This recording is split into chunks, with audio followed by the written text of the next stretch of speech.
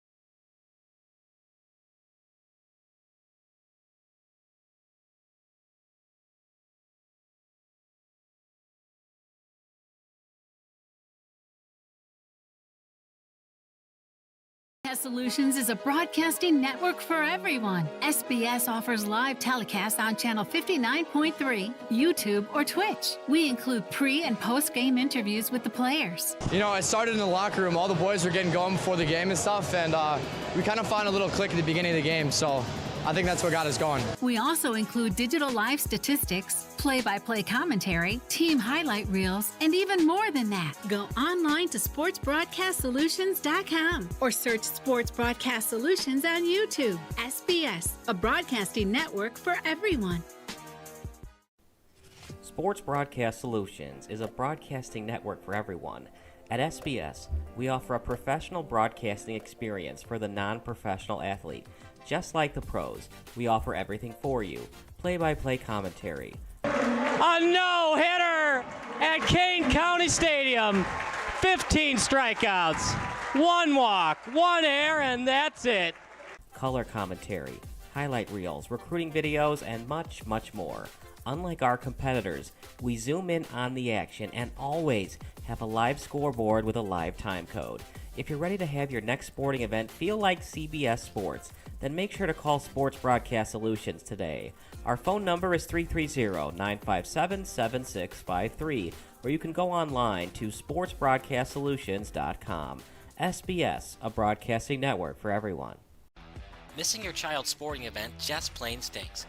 But you don't have to worry about that anymore, thanks to Sports Broadcast Solutions. SBS is a live broadcasting network, as well as covering your on-demand needs, recruiting videos, highlight reels, and much, much more. We can broadcast live to any website, and we also post as much on-demand content as you need.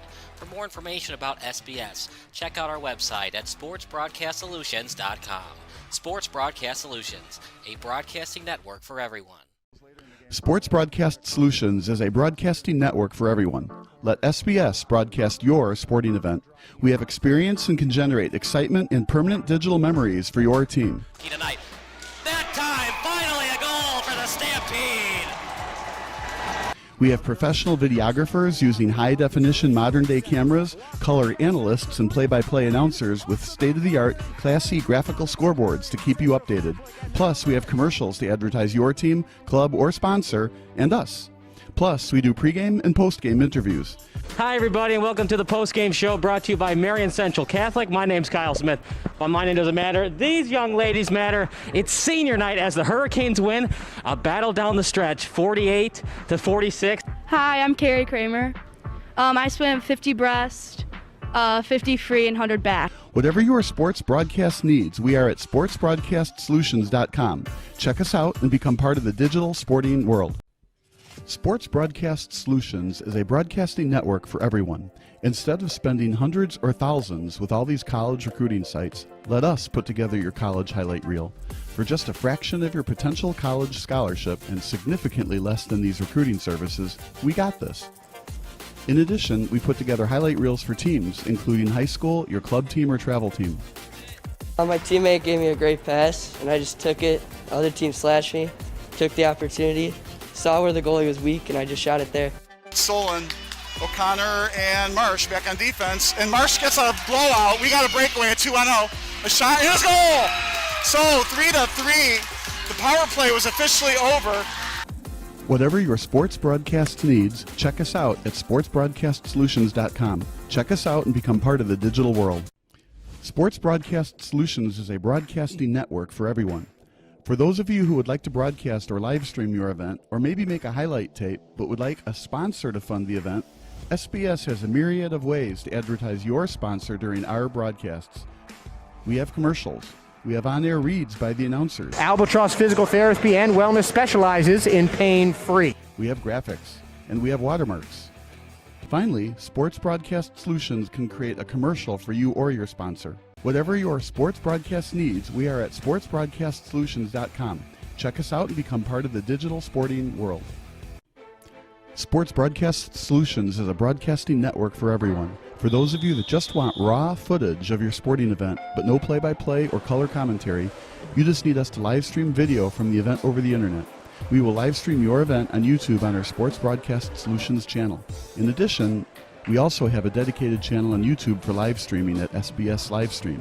And if you need multiple channels, we can utilize Facebook Livestream and Instagram Live on our channel as well. Options include commercials from your sponsors, professional scoreboard graphics are still available, and of course, yes, pre- and post-game interviews are available as an option if you want. We've been working really hard this whole summer and stuff. Whatever your sports broadcast needs, we are at sportsbroadcastsolutions.com. Check us out and become part of the digital sporting world. Sports Broadcast Solutions is a broadcasting network for everyone. We broadcast sporting events for people of all ages, including adult leagues, high school leagues, and kids. Complete with professional-looking graphics, broadcasters, color analysis, and commercials. We do pre- and post-game interviews with the players. In addition, Sports Broadcast Solutions does highlight films, including college recruiting reels, highlight films you'd see on sports news programs, and just simply highlight films for fun. Sports Broadcast Solutions also provides raw footage and live streams if you'd like. Subscribe to us and listen to our professional talk videos about relevant topics in the pro and college ranks. Whatever your sports broadcast needs, contact us at sportsbroadcastsolutions.com and become part of the digital world. This is Sports Broadcast Solutions, a broadcasting network for everyone. Check us out at sportsbroadcastsolutions.com and become part of the digital sporting world.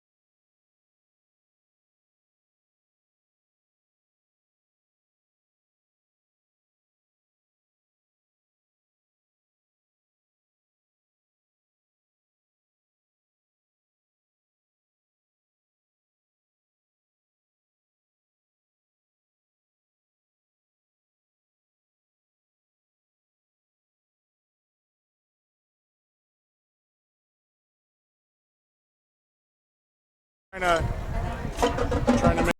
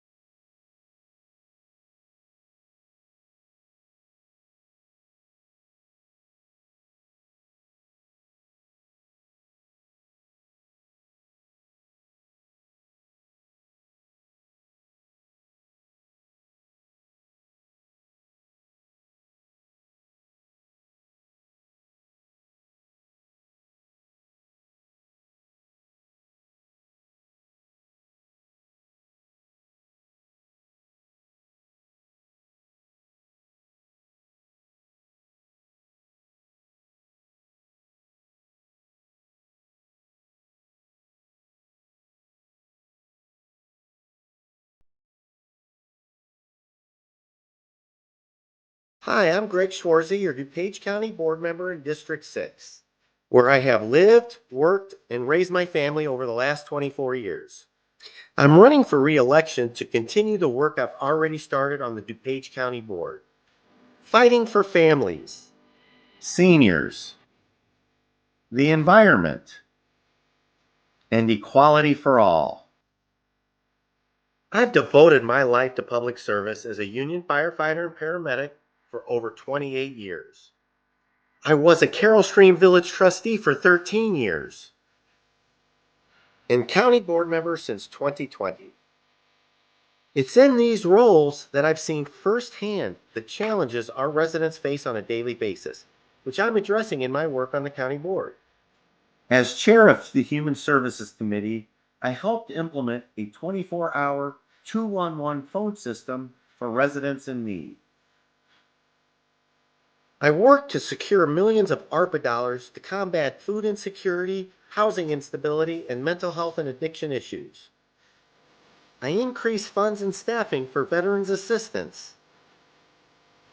As chair of the Emergency Telephone System Board, I procured new interoperable radios for every firefighter and police officer in DuPage County.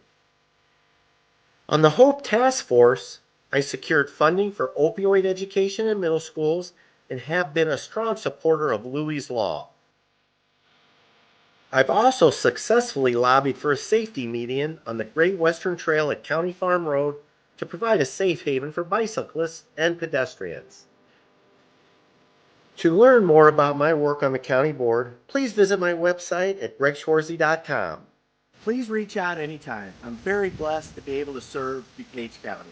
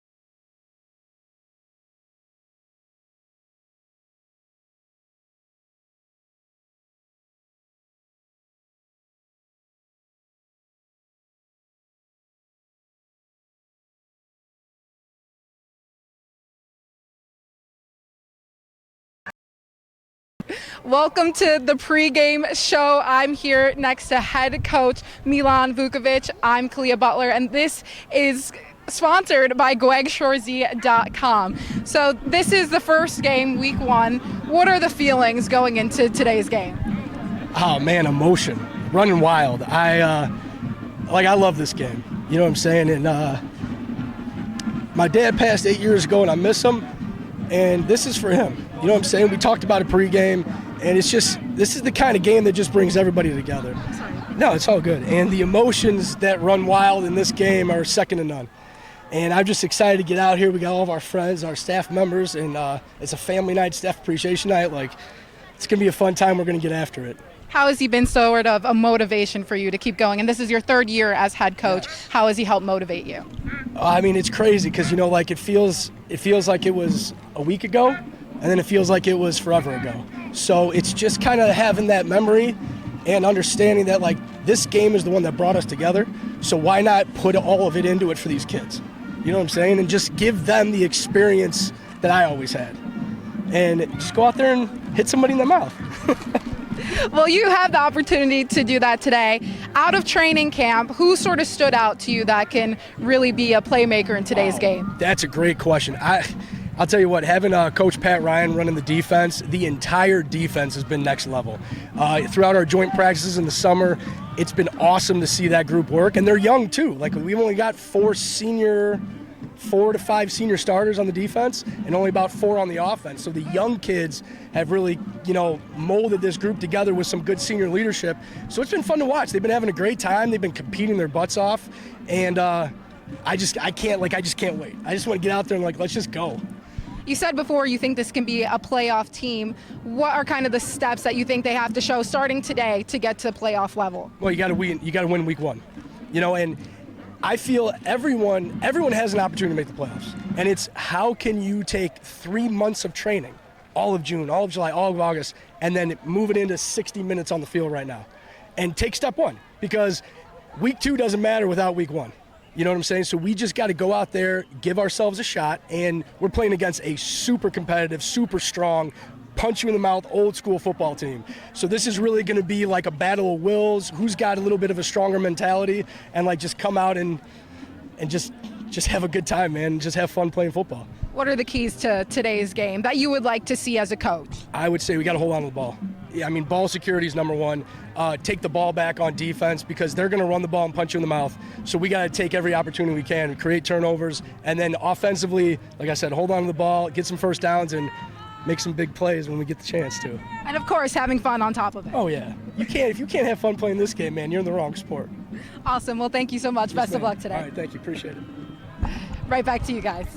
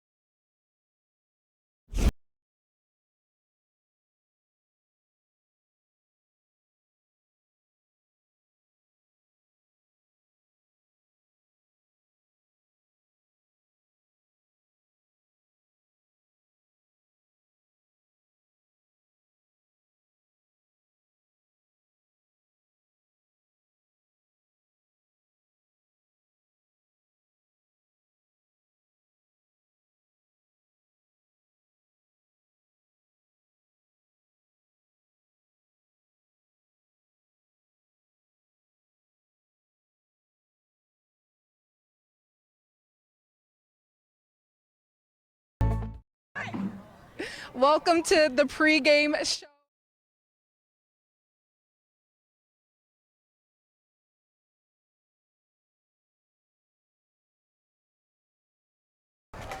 Good evening, everybody. I'm Kyle Smith, along with Gary Sahara, as Bartlett is hosting Glenbard North. Both teams 0-0. So, Gary, the only time of the year where every team is undefeated, but Bartlett would like to be 1-0. It's their home game. Glenbard North trying to be the rude guest from Carroll Stream. It's the Battle of Carroll Stream against Bartlett tonight. Only time of the year. It's football season already. It just looked like it was yesterday when spring sports ended, and now we're standing here watching football. Neighborhood rivalry. Talked to both Coach Ryan Wilkins of Glenbard North and Milan Vukovic. Kids went to school with each other in middle school, grade school. They played against each other, played with each other in youth ball. This is a neighborhood rivalry. The records, it's the first game of the year, as you said, but this game expects to be quite the contest, especially in the neighborhood rivalry. You know, partner, as the game has changed and it's become part of the analytics, a lot of shotgun formations, running the spread. How about this? Head coach Ryan Wilkins for Glenbard North. He prides himself of going under center and running the I formation. They're going to have quick snaps, I formation, try to run it down your throat, keep that clock running, down after down after down, and try to avoid Bartlett getting the football. You know, last year they were 0-9, so throw that out the window because they were 2 years removed from being in the playoffs. They lost to eventual champion Lockport, so that's a pretty good notch on your belt, losing to the eventual state champions. But the running game, he's got the I formation, he's power. He said he had a great camp when I talked to him. He's got 5 sophomores up. He's ready to go.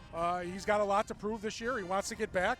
He doesn't know. He said it's a coin toss. We're going to see what happens in this game and the first 3 games of the season as well. In defense, he's also got 3 linebackers coming back, and it's a defense run game. He's more of a run kind of guy, but he likes to throw the ball as well. Let's talk about Bartlett. They're led by their quarterback Vincent Yario, but let's talk about these wide receivers, partner. They got a lot of size. Nick Carlo, 6'2", Michael Campa, 6'1", all conference last year fullback in Don Hubbard. It's a team that likes to throw the ball, but they also like those old school fullback dives as well. And Milan likes this core. They're going to be around for the next 2 years. So they're going to be dangerous in this conference. And Yario's got a cannon. He was a pitcher, threw 85 miles an hour. Back when he started football, he was a tight end and defensive end. Now he switched over to quarterback. So we're going to see how this kid airs it out. He wants to take advantage of this team's size and speed and go down the field quick. It's a 7 o'clock kick. We're going to take a break. National anthem coming up next here on SBS, a broadcasting network for everyone. Stop what you're doing. If your SBS broadcast looks blurry on your laptop or desktop, do the following steps. Number 1, click on the wheel icon at the bottom right of your screen. Then click on Quality. Click on the highest quality that's available for you. And number 3, wait for your laptop to load and enjoy the broadcast. If your broadcast looks blurry on your phone or tablet, do the following steps. Number 1, click on the wheel icon located at the top right of your screen. Number 2, click on Advanced. And number 3, click on the highest quality available. If you're still having issues, type in the live chat. Thanks, and enjoy the game.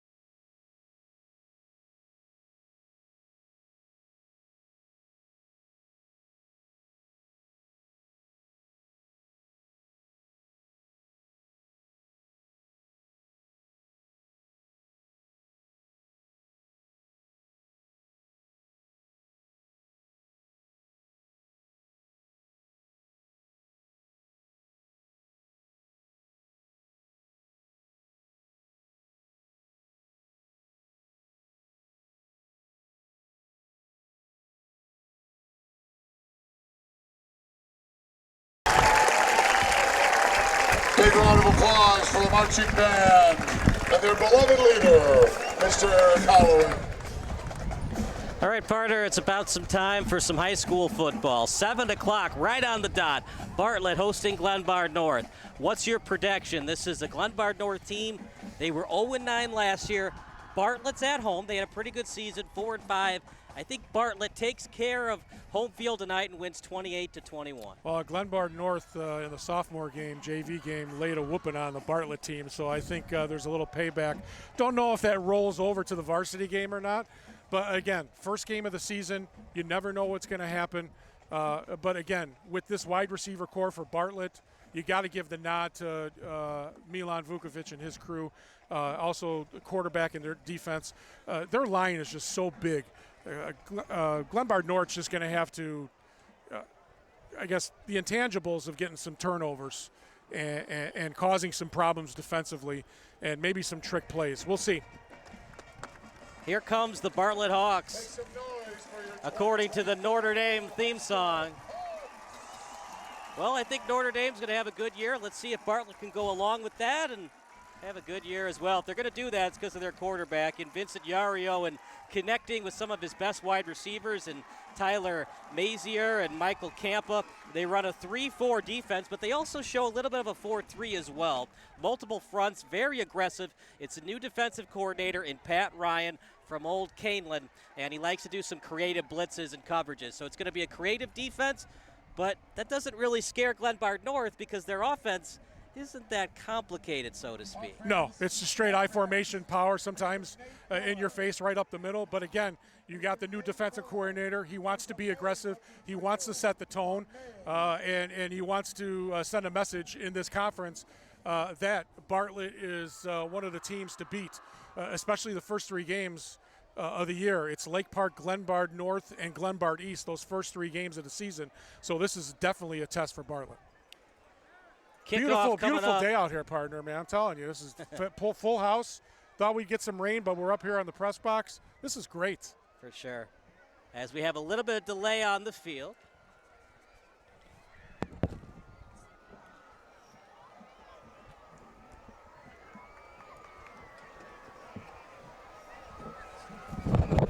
Now, I have an expansive officiating career, and I don't know these guys by name if they do basketball.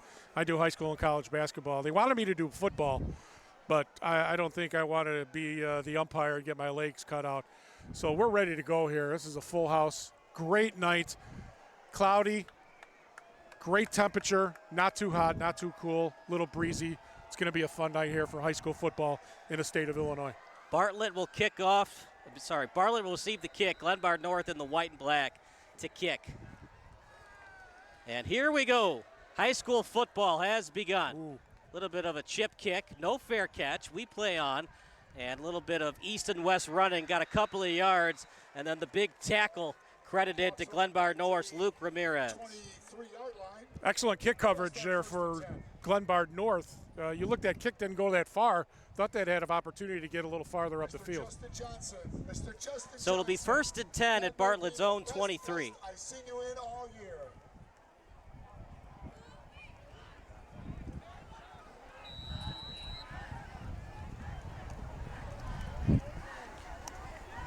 Bartlett's going to run the spread. 1 in the backfield, 3 wide receiver set. 4-3 set here for Glenbard North.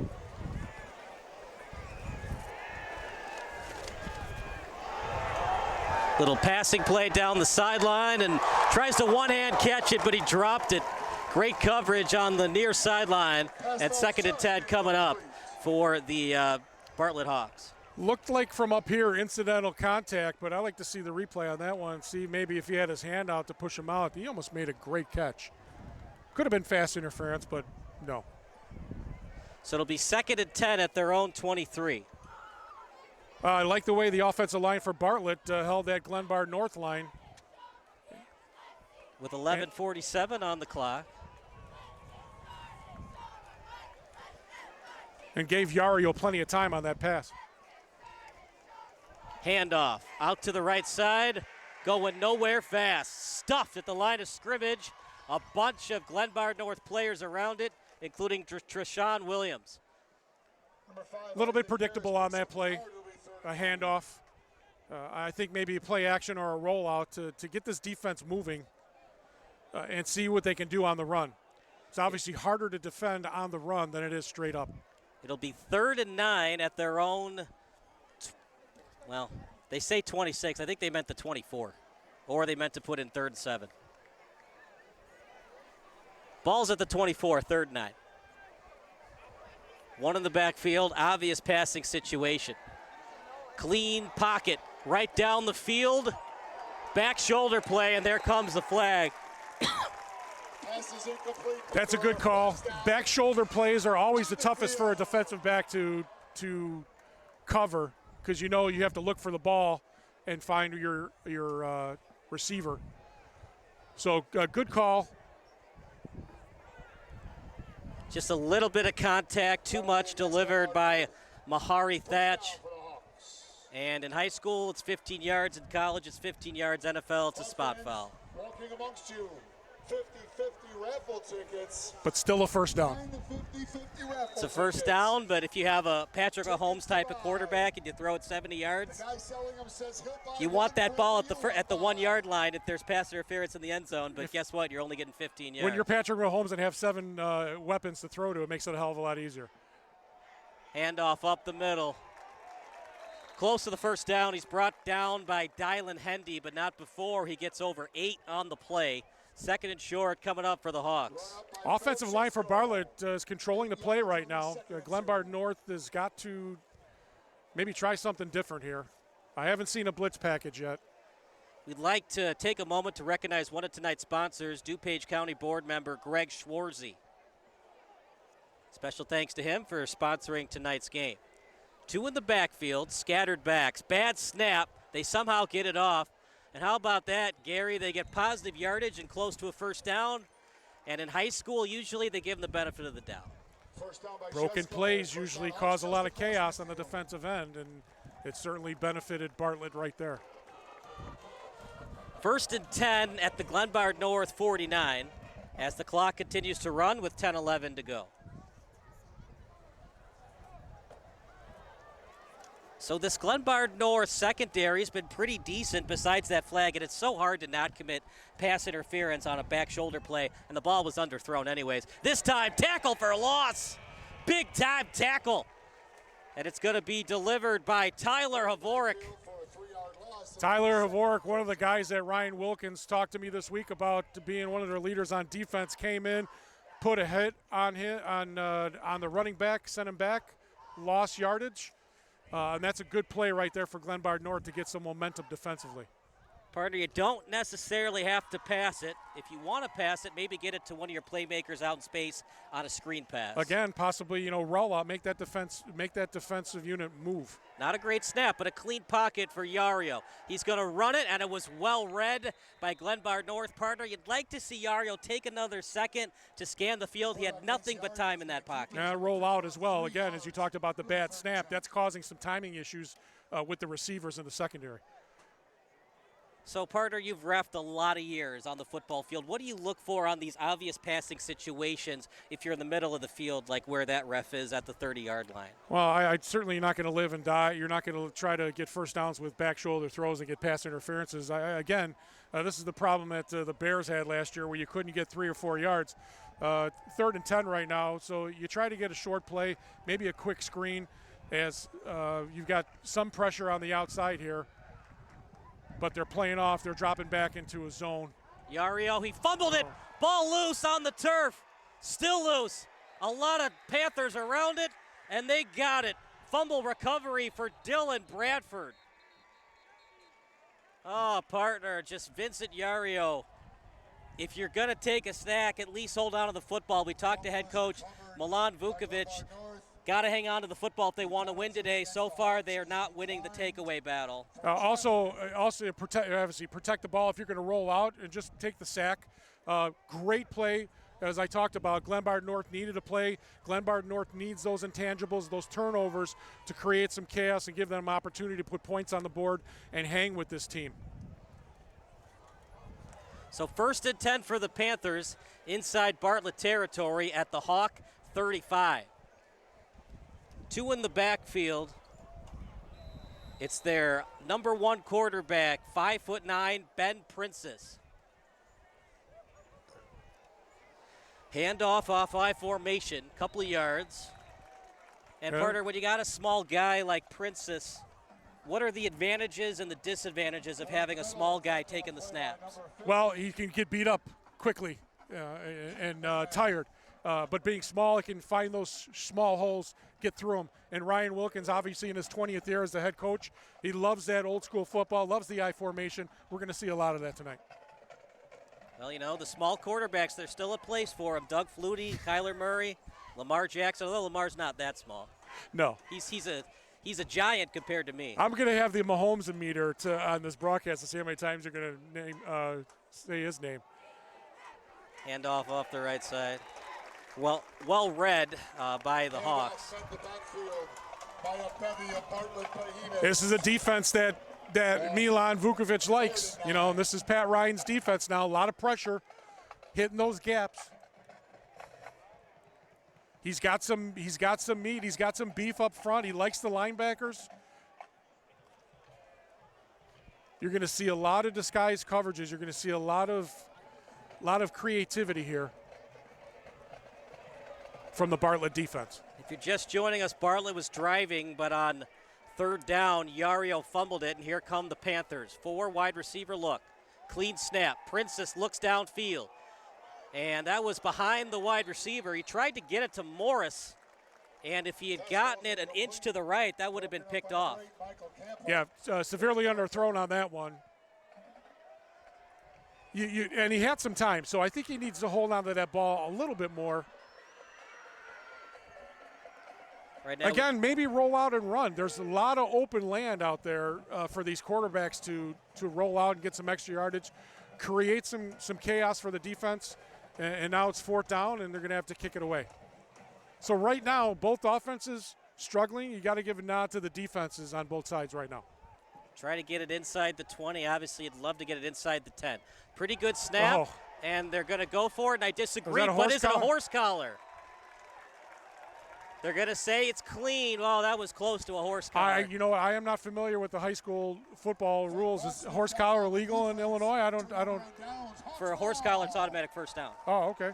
Interesting. But you're a ref? You've been reffing a long time. Well, was it horse collar or was it clean? I don't do football, so okay. but the thing is that I don't know if high school has the horse collar rule. So they do. Okay. Yeah. We see a replay on that one. I missed the replay, but.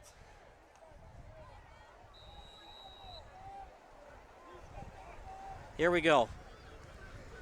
That looked close to a horse collar, partner. It sure did, right? Yep. It's got to be inside the jersey. Again, it's all about the angles. I'm not going to sit here and bash the boys in the stripes. And that's going to be a short gain for Bartlett. At the same time, did you really need to pull all the tricks out of your playbook, 4th and 9 in a 0-0 game? Yeah. Just do the pooch punt. Not a good call, and that tells me that Ryan Wilkins and his staff are not too confident right now. And that tells me if I'm Milan Vukovic, keep coming. Yeah. Keep coming with pressure. You're going to have to make Glenbard North make a play on offense. Look, I saw it last year where St. Francis was up by 2 points on Fenwick. All they had to do was do a pooch punt and force Fenwick deep in territory, and they couldn't pull it off. Run to the right side, couple of yards, and actually a yard after contact. So 3rd and manageable coming up for the Hawks. 4 down territory unless Yario takes a sack here. I like the run defense here by Glenbard North. Consistent so far in this first quarter. Got a long way to go yet. We're still, close to 5.5 minutes to go in the first quarter. So it'll be 3rd and 3, ball on the 40.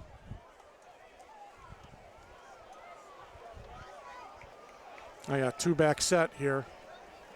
Most likely going to be a running play. And false start coming up. Before the play, there's a flag down on the field. You know, partner, you practice it in training camp, and sometimes maybe your quarterback gets a little bit cute with the snap count, and your center and your right guard and your left guard aren't exactly in tune with what the quarterback's trying to do. And that's as a quarterback and the leader in the huddle, that's what you got to say. If you see something on the defensive end, have a code word, have something to say at the line of scrimmage so you can maybe quick snap that so everybody knows what's going on instead of false start. Maybe he saw something and he wanted to get that play off right away. This changes it tremendously from 3rd and 3 to 3rd and 8 now. 3rd and 8 at their own 35. Got to get at least 5 yards to consider going for it. Showing blitz is Glenbard North, and they sag off. Here comes the blitz. Well read by Bartlett. Thrown out to the sideline and gets a couple of yards. Out to greet him on the tackle is Havork. Well, they got the manageable gain they wanted. I like that call. I really do. You're not forcing anything down the field, possibly getting intercepted, taking a sack, quick step drop, and out there and got 5 yards. again, so he got those. He got that yardage back. It would have been a first down. So. Yeah, if you didn't have the false start, would have had the first. 4th and 6 at their own 37. We think it's going to be a punt, and it indeed will be. Pretty good one. Decent hang time. And caught inside his own 28. Good job avoiding the block from behind and gets past midfield, close to the 48. So the return was decent. 1st and 10 at the Bartlett 48. Excellent return. Just short of the 50-yard line, we're going to start 1st and 10. And they're going to So far, you got to give the nod to Glenbard North as far as field position. Their defense is holding Bartlett's vaunted wide receiver core down right now, and it has to do with that front four for Glenbard North. So he did not get the friendly spot. Usually at the high school level, they give him an extra yard or two, but this time he got You're right the in expert. The field. This is, I'm going to say it right here for everybody who's listening. I mean, I'm the rookie right here. This is my first game doing color, but love to see it. Flag on the play. Usually when the flag is called right away, when it's snapped, it's usually on the offense. Looks like we got an injured player on the field as well. Injured player will wait for the flag. The PT staff comes out for the Hawks. We'll take a break. You're watching SBS, a broadcasting network for everyone. So we mute.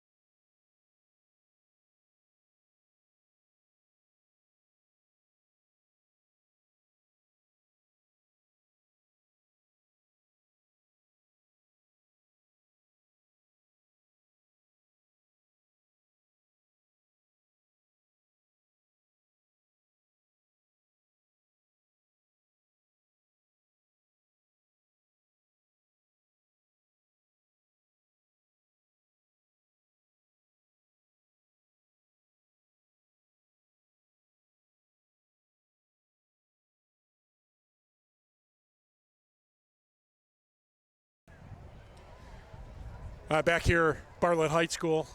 The cart's on the field for linebacker Ethan Radicek. As we're looking at the replay here, look how you went in for the tackle and he hit his own guy. Probably a stinger to me. Looks like a stinger. Yeah, we watch it. He went in head, shoulder first. Yeah, absolutely stinger. Could be on somebody's leg, could be on somebody's back. Can't really tell on that replay. But the staff is out there along with his parents. Yeah, if you look really, really close, it looks like he hits the elbow first. I don't think it's the head because he was holding the elbow before he held the head. It's Ethan Radicek, the injured Hawk. You know, partner, we all love football, but we all don't like this, and this unfortunately is part of the game. It is. And we don't like to see it, especially at this level. Injuries happen in the youth level as well, and obviously professionals. But great look here by our cameraman, Andrew. Yeah, he's doing as he's up, sitting up, so that's good right there. So his extremities, if there was any problem, he wouldn't be able to sit up. So I would say Kyle could be a stinger. Yeah. Maybe it's the elbow, as you said, but he definitely, or maybe the wind knocked out of him. You never know. So he's got both hands up. Great look right there. Talking, he looks a little confused. Could be a concussion. Yeah, you know what? Play it safe. It's the first game of the year. Take the helmet off, take the pads off, get evaluated, and live to see another game. It's not worth it. I know it's a rivalry. I know you know these guys. You grew up with them. You played with them. Right. But it's not worth your health and your safety and your future as if you are going to be in football or anything else you choose to do in life. Other thing, too, is if he stays confused, he's got to pass a test, the concussion Correct. protocol, to come back onto the field. Correct, and that can only be given the thumbs up by the athletic trainers. Parents can't get involved, head coaches, athletic directors, anybody on the team. It's always the medical professionals.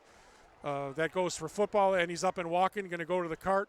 He'll be evaluated, and we'll see. Hopefully we can get a report from down on the field to find out what his status is. Sam Corbett has an update for us. Sam, what do you have for Ethan Radicic? You do not have a report for us. So Sam will go down, get us a report from Ethan, as it is a 0-0 game right now.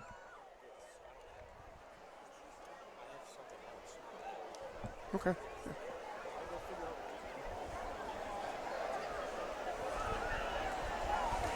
We'll bring Sam. He's got a couple of tidbits that he can talk to us about, so we'll wait to get some information about Ethan Radicic, and then he'll have a full report for us, probably at the end of the quarter. This is a GBN team looking to right some wrongs from 23, so Sam's going to go downfield, give us some reports of what's going on with Ethan Radicic. 0-0 game right now, partner, and at least he wasn't holding his elbow, holding his knee. He got back up. Concussion is still a very serious injury. Here comes the ambulance for Ethan, as protocol is for concussions, but at least he got off the field on his own accord. Yeah, he'll be evaluated, and obviously he's got to be cleared by the medical professional. So that's a great sign that he's up and out on the cart. So good luck to him. So it'll be 1st and 20 at their own 40. Screen pass, and Bartlett did not read it well. Nothing but turf in front of him. Stunnerstedt move. Inside territory. Stiff arm and a beauty. Inside the 25. The screen pass goes a long way for the Panthers. 20-yard line. First down, Glenbard North. Great call by Glenbard North. See, I told you, partner, you hold that ball, let that defense come, especially Bartlett with the blitzing defense and the pressure that they have. Great call. Bartlett was not expecting that, as 22 took it all the way down to the 20-yard line, 21-yard line. Great screen pass from Princess out to Gatsis. 1st and 10 at the 21. Is my math good? Was that a 40-yard gain? Close to it. Ball Right. spot at the 21. Pitch play out to the left. A lot of room in front. Breaks off a tackle. 1st down and more for the Panthers, as a great run by Lucas Kramer, but even better blocking by the Panther front.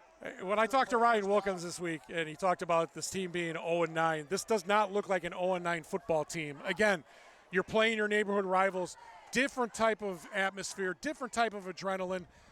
This is a different game. This is not, Bartlett against St. John's or a team that they've never seen. This is a team,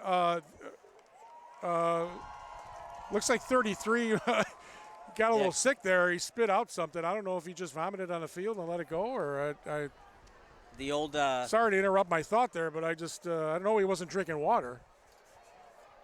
2nd and 1 at the 12-yard line. I formation again. Kramer, he's going to score. Touchdown, Panthers. That didn't take long, Gary. Power run to the left side. Ryan Wilkins says, "Come and stop us. We know how big you are. We know you got a new defensive coordinator, but we're here to play." Very impressive drive by Glenbard North. The touchdown is credited to Kramer, but it's really Christian D. Alexander's touchdown. The fullback was 8 yards right after the snap, getting that final block to allow Kramer to score. Hit that initial hit off the handoff, and then boom, right up the field, and knock that linebacker or defensive back that's coming up to make that play. So Kramer and D. Alexander working great as a tandem. The PAT coming up for Glenbard North and partner in high school. PATs are never a certainty. Princess to hold. Snap is good, and the kick is straight through by Griffin Masmar. 7-0 Panthers as we go to break here on SBS.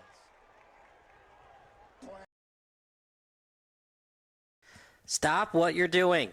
If your SBS broadcast looks blurry on your laptop or desktop, do the following steps. Number 1, click on the wheel icon at the bottom right of your screen. Then click on Quality. Click on the highest quality that's available for you. And number 3, wait for your laptop to load and enjoy the broadcast. If your broadcast looks blurry on your phone or tablet, do the following steps. Number 1, click on the wheel icon located at the top right of your screen. Number 2, click on Advanced. And number 3, click on the highest quality available. If you're still having issues, type in the live chat. Thanks, and enjoy the game. 7-0 Panthers as we have a report from our reporter Sam Corbett. Sam, what do you have for us? Yeah, first let's start off with the injury to Radicek. We saw him being taken in for scans. They're loading him into an ambulance. They're going to be taking him to a local hospital. Family obviously a bit shaken up. They're going to be going with him on the trip, but it was seeing him having conversation in full sentences with one of his coaches as he was on the cart. So that's obviously good signs, but won't know the full story until scans come back later tonight. But focusing on this GBN team, already up 7-0. This is a team that got shut out 3 times in 2023. So they're looking to go all at this Bartlett team and right at their two-way star, Donald Hubbard. Extra hits, exchanging some pushing and shoving, some words being said. So look for that. It's been a lot of the fellow two-way guy from GBN, Dylan Hendy, doing a lot of it. So 2 of them could be fighting on both sides of the ball throughout the game. It's fun watching an old-school running attack with fullback dives and the fullback helping out your running back. Exactly, especially when 2 of the best stars on tonight's field are the fullback and the linebacker for their respective squads, going head-to-head like that probably every single play. All right, Sam, thank you so much as we bring Gary Sahara back into the broadcast.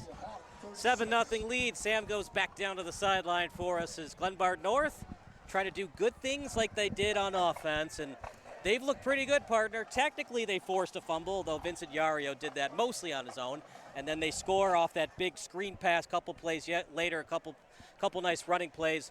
They make it 7-0.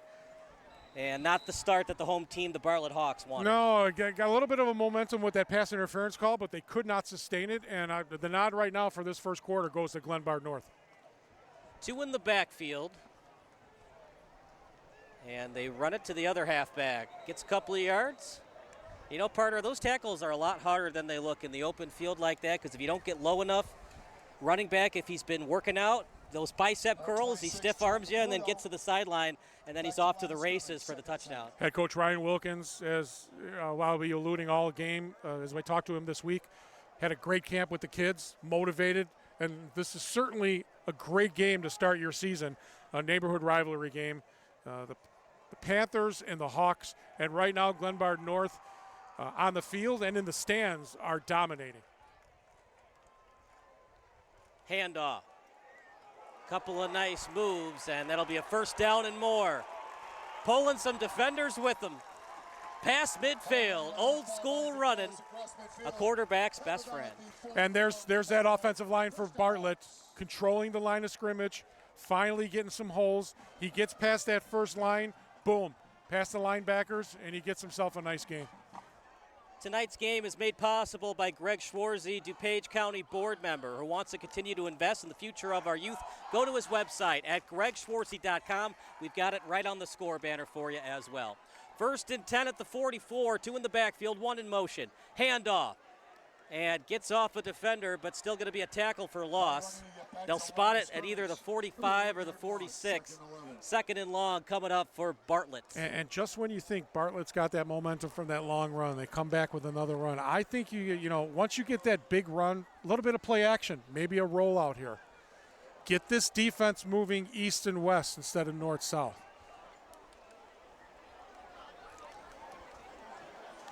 God, what a beautiful night. If our cameraman Andrew would be able to turn the camera around and see the sunset, This is beautiful right up here at the top of the press box.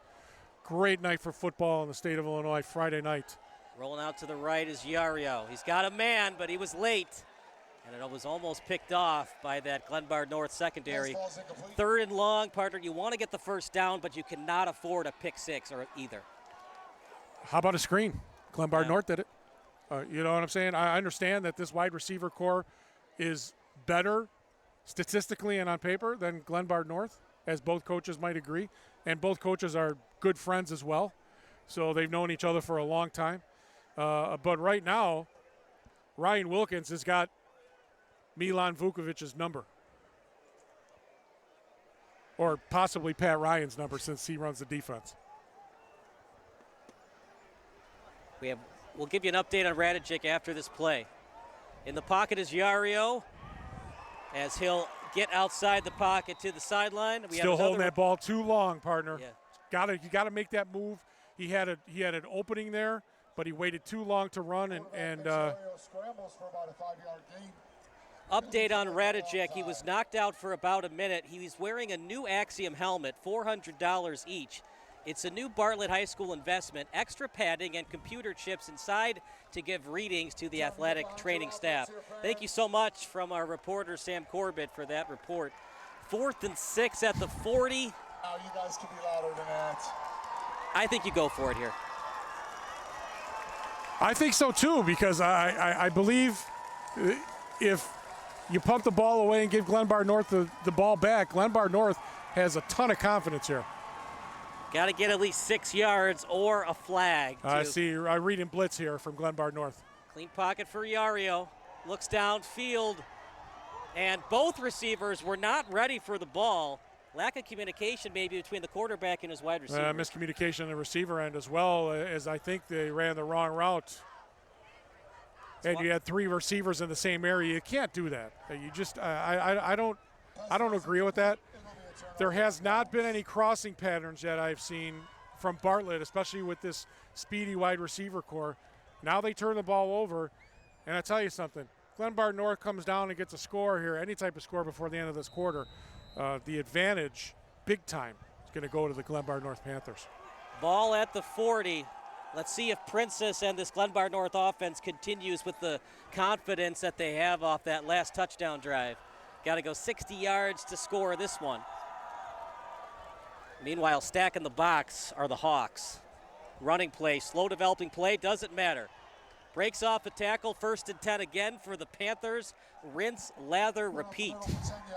That's the offense that Glenbard North wants to run. I formation, old school.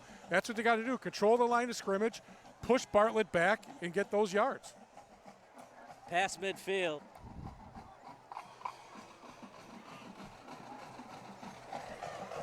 That ball going to be placed at the 49. You were talking about it earlier, Gary. You're right. Beautiful night for football. A little bit hot, though, for those players with the helmets on. Well, no, it was hot for us walking up these stairs. I'm glad I lost my 60 pounds where I was able to carry all your equipment for you up the stairs, you know. I didn't know the color man was supposed to be bringing up equipment. Fumble. Princess lost it. Did he get it back? I think he did. You know, partner, it happens at the. We need to hire staff to handle us. We need to get our own ride. We'd have to have concierge service. Right, valet parking. Exactly. Did I handle your valet parking for you? I took care of it, didn't I? You did. I did. I got your back, Kyle. I got your back. You know, partner, it happens at the professional level. Rex Grossman fumbled 2 snaps in the Super Bowl. Oh, my God. It can You're happen going in the way NFL. Back. It can certainly happen at the high school level. Okay. Bring up the last quarterback to take the Bears to the Super Bowl right there, Rex Grossman. Will Caleb Williams change the path of this franchise? Well, we'll see. We're going to see. That does it for the quarter. If it's 7-0 Panthers, we'll take a break here on SBS, the broadcasting network for everyone.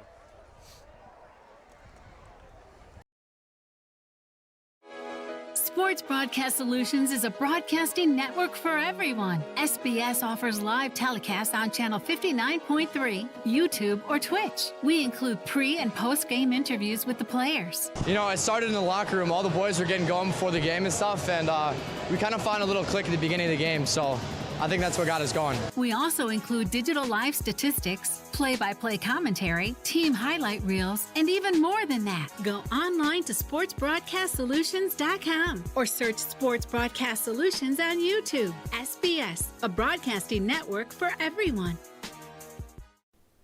Sports Broadcast Solutions is a broadcasting network for everyone.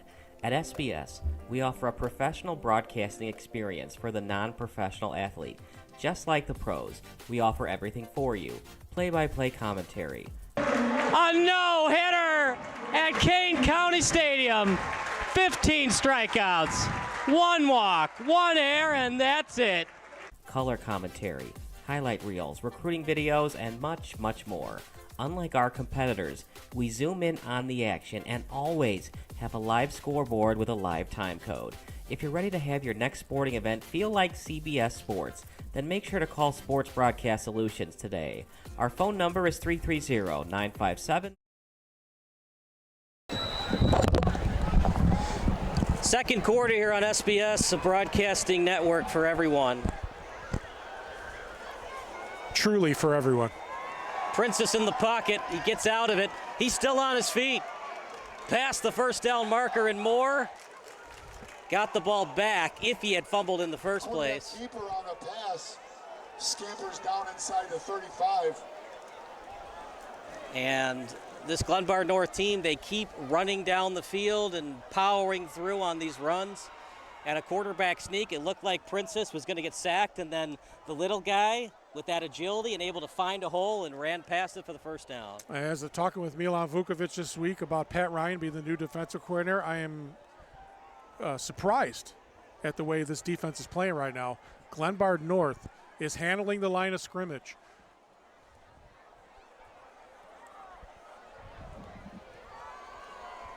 First and 10 at the 34. Handoff to the right side. And good gain that time by Donato Gatsis. Tackle play by number 4, Danny Jesso.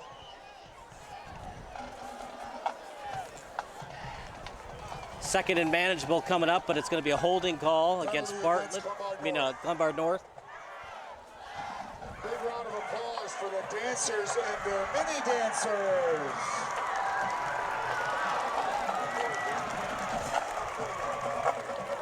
You know, Kyle, as I look at the stands here, the Bartlett stands below us are filled. You see the student section, but the student section for Glenbard North, quite impressive. That entire area filled and loud. Coach Nate Miller, we have a phone call from McKay. First and 17, ball at the Bartlett 41. Love this atmosphere. It's a fun place. You got the forest right behind the football field. Can you see the forest through the trees, Kyle? High formation again. If it ain't broke, don't fix it. Fumble.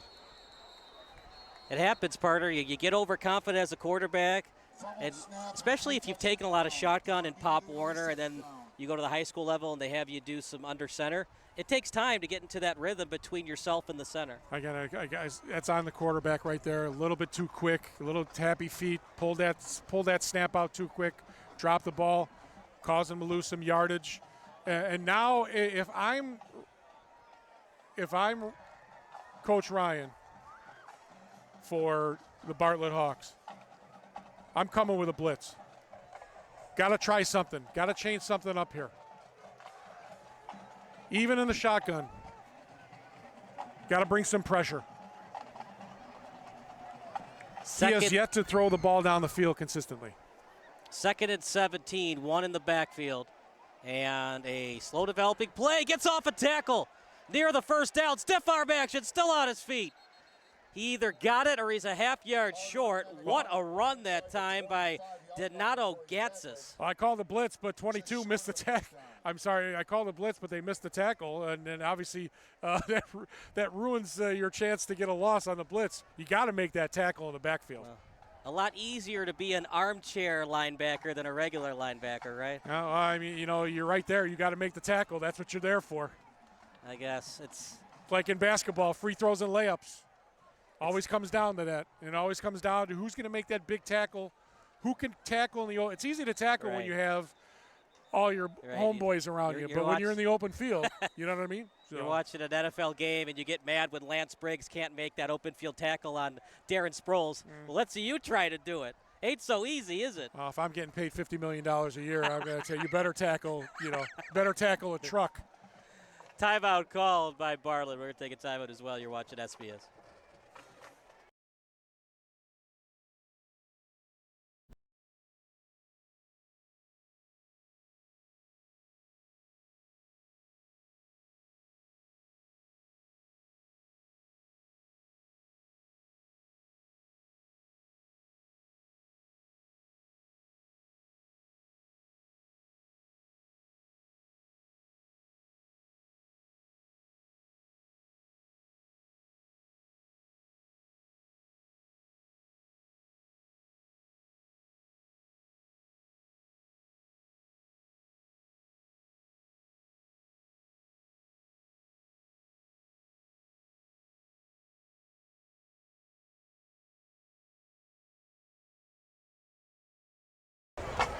Does Sam know that to go across? Why don't you have him go? Welcome back to the broadcast of Kyle Smith alongside Gary Sahara.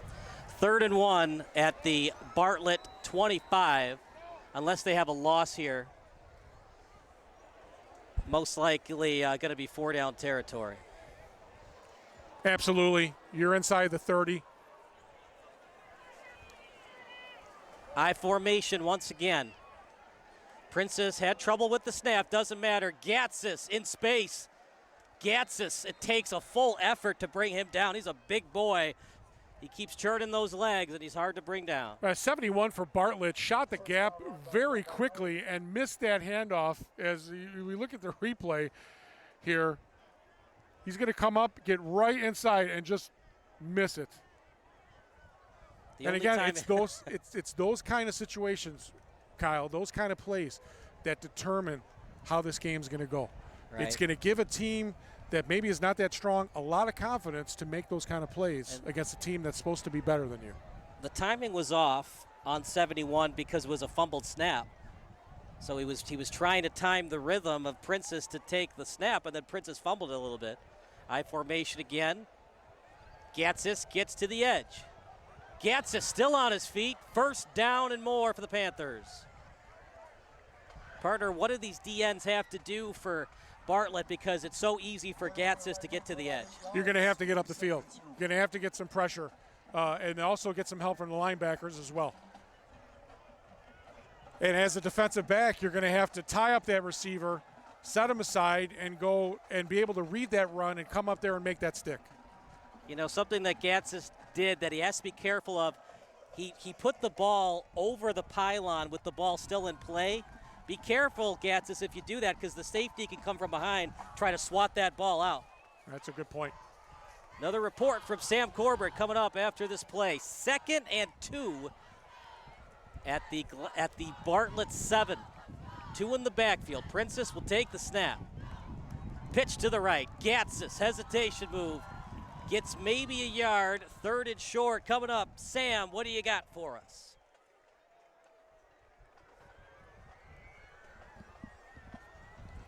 Yep, thanks, Kyle. Listen, that last time out that Bartlett had to call, you saw the frustration from Coach Ryan, the Bartlett defensive coordinator. Had to emphasize to all 11 of his guys to keep finishing the play. He's not happy with the amount of broken tackles that the Glenbard rushing staff is able to get away from as we approach the halftime. But we also saw a couple of Bartlett defenders still being out there on the field despite dealing with cramps. Had to talk with some ATs during the timeout, get stretched out, pounding plenty of fluids as well.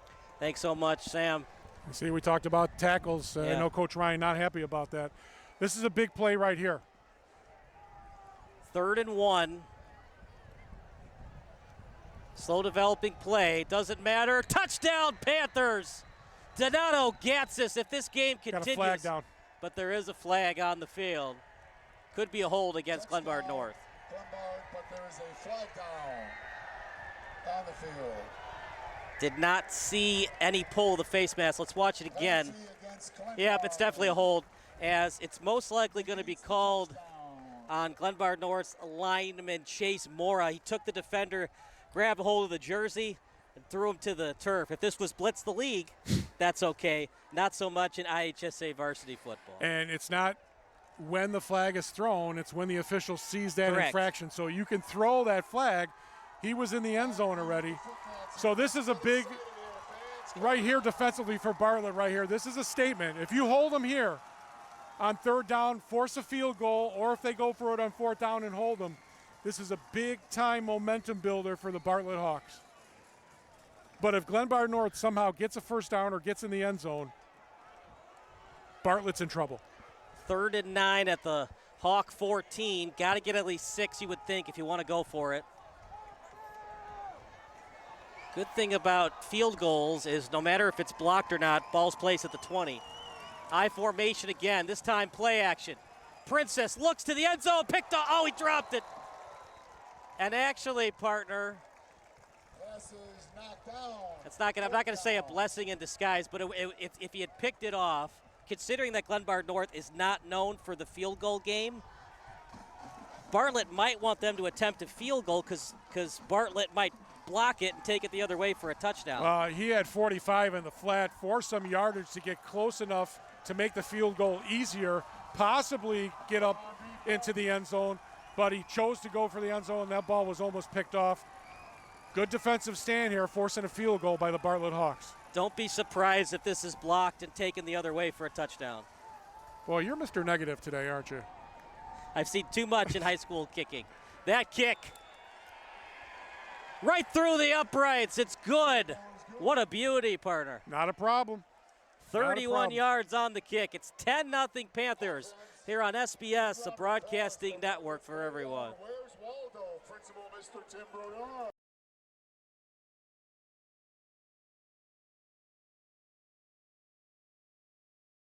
Stop what you're doing. If your SBS broadcast looks blurry on your laptop or desktop, do the following steps. Number 1, click on the wheel icon at the bottom right of your screen.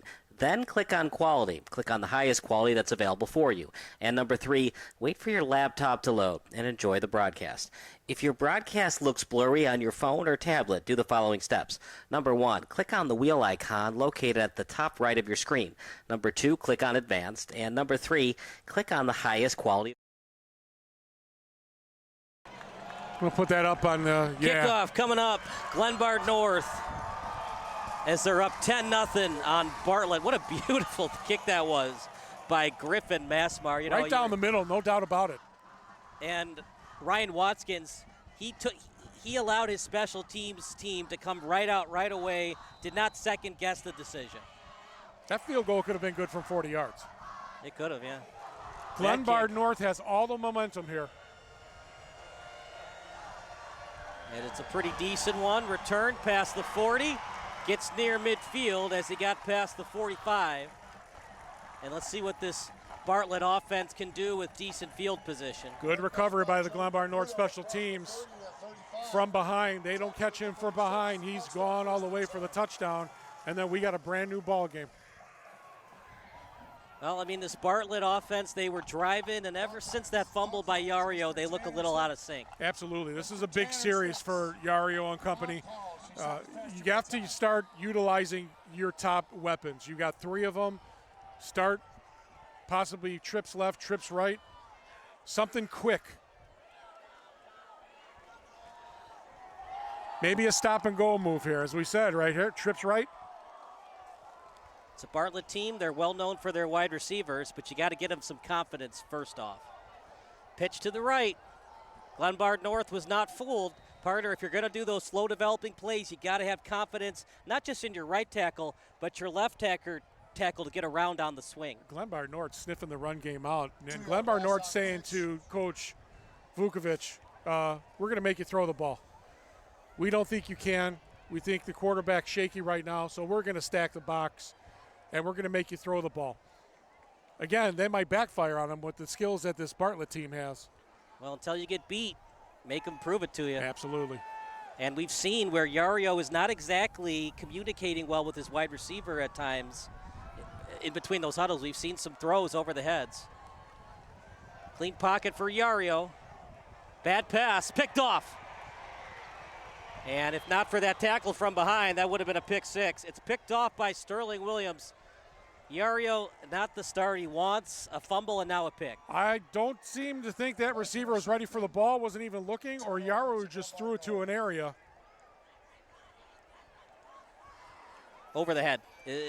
Intended receiver. Again, too many routes, Kyle, in traffic.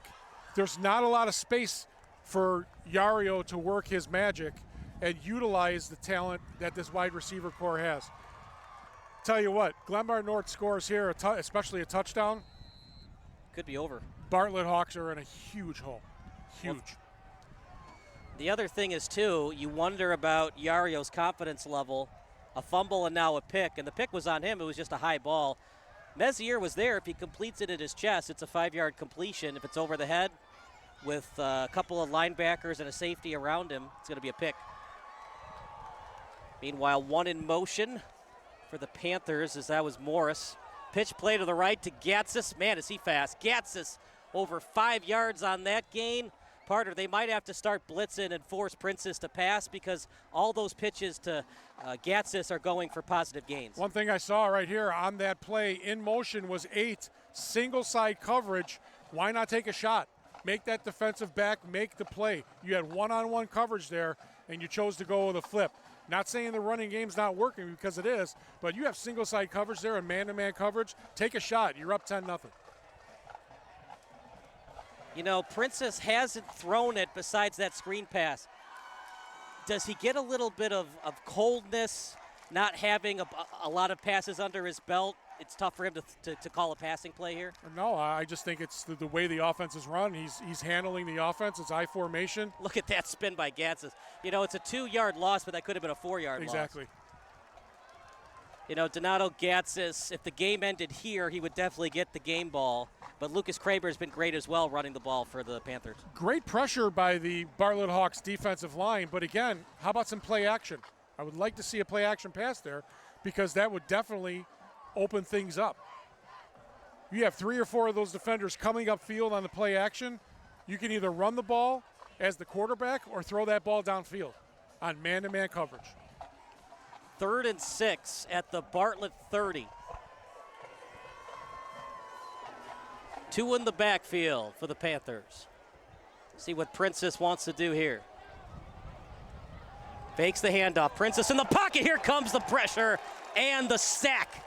It's going to be delivered by Donald Hubbard, the all-conference player, and boy, did Bartlett need that. We talked about Coach Pat Ryan dialing things up. This is where he needs to do. Great timing, great call on that blitz. Now you put him back. If I'm Glenbard North, I'm punting the ball. See if you can get it down in the corner. Little pooch kick. Make Bartlett take it all the way down the rest of the half. Yeah, the last time they had a chance to punt, they did the fake and it went for naught.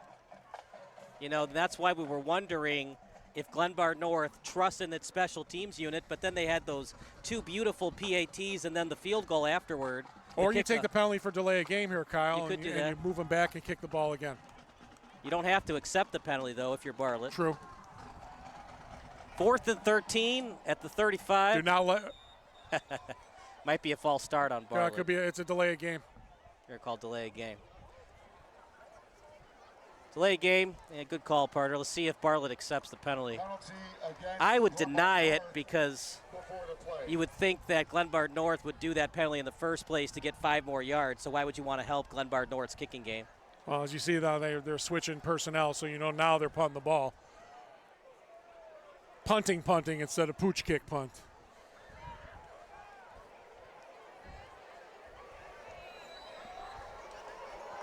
You know, besides that fake punt that Glenbard North did, Bartlett really hasn't done much offensively. They had the positive field position after the fake punt, but other than that, it's time for Yario to get things done for this Bartlett offense. That kick, as it finds its way out of bounds near the 15.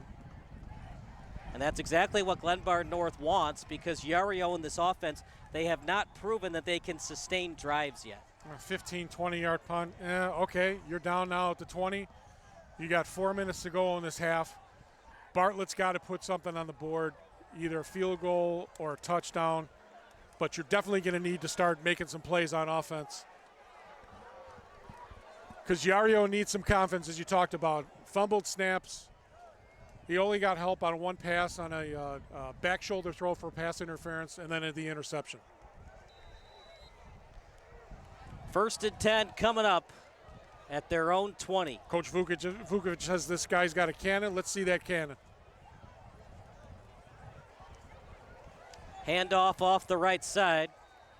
Couple of yards for Bartlett. Remember, clock stops briefly on a 1st down. Hawks have 2 timeouts remaining. But if you want to save those timeouts, you could consider spiking the ball or at least going with a no-huddle offense to preserve those timeouts. And if you're Glenbard North, you probably want to get the ball back because you'd love to score again, especially a touchdown to maybe put this game away. Interesting, not a lot of assertiveness here. I think you want to get a 1st down to give Yario some confidence before you start going no huddle. True, but you got this clock running. We're approaching 3 minutes. Handoff, breaks off one. And close to the 1st down marker. And that's what a good running back can do. Sometimes you're not going to have a great hole. Got to find a way to do something with little. Check that 5. It'll be 3rd and a short 1. We'd like to take them. You got 3rd and 1 here. You know they're going to run the ball. So how about a play action? Because the defense is definitely playing run here. Because Yario hasn't proven that he can throw the ball and control the field with his arm. 3rd and 2 at the 29. Handoff. 1st down, but he was flipped Got a flag over. down as well. Flag on the play, might be a hold against Bartlett. 1st down run. 1st down Hawks. False start. Surprised they didn't blow it dead right away. Or illegal procedure. Either way, 5-yard loss. You know, partner, you're inside your own 40, but if they don't get the 1st down on this 3rd and 7 play, you'd have to consider going for it or at least maybe doing a hard count to try to draw Glenbard North offside. Glenbard North very disciplined so They far. are. I don't think that's going to work for them. I think they're sitting back and saying, well, you can't beat us with your arm. You're not scaring us right now, and we're going to play the run. So Glenbard North basically is filling the box and making Yario throw the ball down the field. 3rd and 10 at the 29. They changed their mind back to false start like we originally thought, so they're going to re-spot it at the 24. Again, at the beginning of the show, when we talk about this team, Glenbard North being an 0-9 last year, throw that out the window. This is a brand new year, brand new team. This neighborhood rivalry, it's a different atmosphere, it's a different animal. Clock runs now with 2:26 left. One in the backfield. Actually, it's now 2, as it will be a 3 wide receiver set. Here comes Glenbard North with pressure. Handoff to the right side. And starting the hit and finishing it for Glenbard North was Sterling Williams. And he will get the 1st down, as Williams could not bring him down on the initial hit.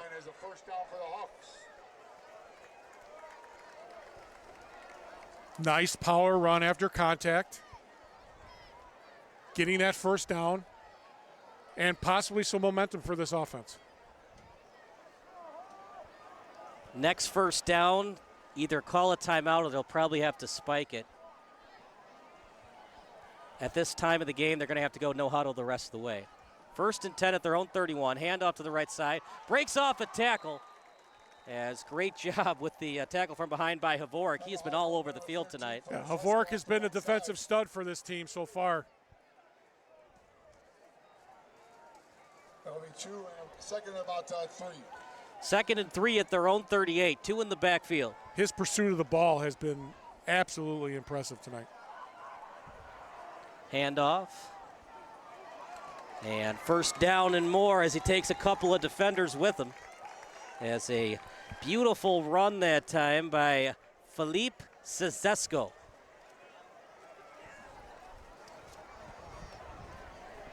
Ball placed past the 45 at the 46. And Parter, I don't know why Bartlett does not have a sense of urgency right now. Absolutely. Was just going to say that. Don't know what they're doing here. You got man coverage on the outside. Yeah, I guess you don't want Glenbard North to get the ball back. Rolling out to his left and sets his feet. Looks downfield. Tight coverage. Bartlett wants the flag, but I think that was decent coverage by the Panthers. Might be taunting, though, against the Panthers. Knew that was happening big time. Terrible discipline. Absolutely terrible discipline. I like the call. It was a great throw as we saw Yario finally use that cannon. But you have to be smarter than that. It's a little ticky-tack on the taunt, but you can't do it. The rules of the game have changed. You just can't do that anymore. Now, when you make that call, Gary, it has to be the same for both teams. You've set the precedent. If Bartlett does that similar, you got to call taunting on Bartlett as well. In high school, they are cracking down on it. Now, for basketball, it's a lot easier because we're in a smaller area. Football, you might be able to get away with some talk if the referee doesn't see it. But when you make the play, you stop and you say something right there and be demonstrative right in front of the official. That's an easy call. Just such an unnecessary play because that would have stopped the clock and it would have made it third down, meaning it's an automatic timeout. You don't have to burn a timeout to stop the clock, and you'd probably get the ball back. As good as your defense has been, you probably would have stopped them on a 3rd and 10. Oh, they're taking the flag away. Interesting. So they changed their mind, and it will not be a taunting call after all. I don't understand this call. That call was by the back judge, but the crew met and changed and overruled the call because Ryan Wilkins and his staff complained heavily. Don't know what was said there. Certainly like to find out. Yeah, we got Sam on the field to find out. It's a big no call. In basketball, we don't take technicals back. Correct. 2nd and 10 at their own 46. Running play, I don't understand that call. Nope. You would think they want to call a timeout here, and they will. Timeout called by the Hawks. We'll take a timeout as well. You're watching SBS, the broadcasting network for everyone.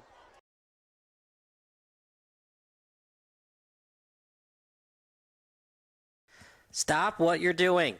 If your SBS broadcast looks blurry on your laptop or desktop, do the following steps. Number 1, click on the wheel icon at the bottom right of your screen. Then click on quality. Click on the highest quality that's available for you. And number 3, wait for your laptop to load and enjoy the broadcast. If your broadcast looks blurry on your phone or tablet, do the following steps. Number 1, click on the wheel icon located at the top right of your screen. Number 2, click on advanced. And number 3, click on the highest quality available. If you're still having issues, type in the live chat. Thanks and enjoy the game.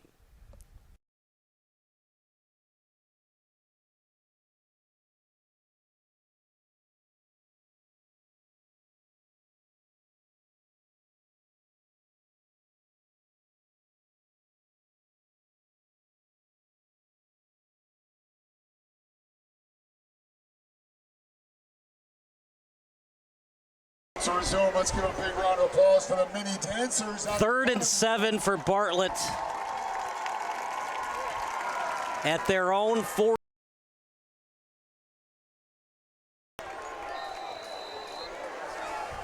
They're going to spot it now at the 49.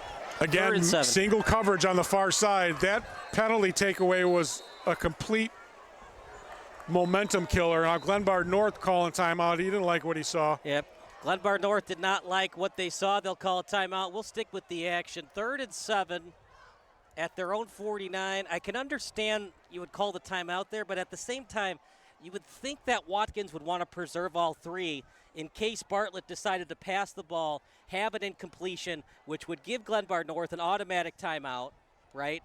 And then you don't have to call a timeout to stop the clock. Bartlett would theoretically have to punt to you, and you have 3 timeouts left, plus clock stops on a 1st down.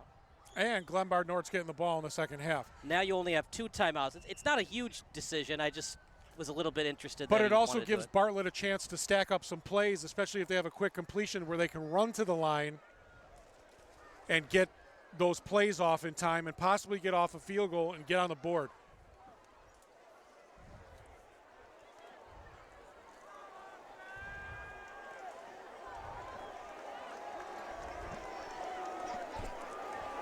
Sorry about that. We're back, guys, with 3rd and 7 at the 49. 3rd and 7 at the 49.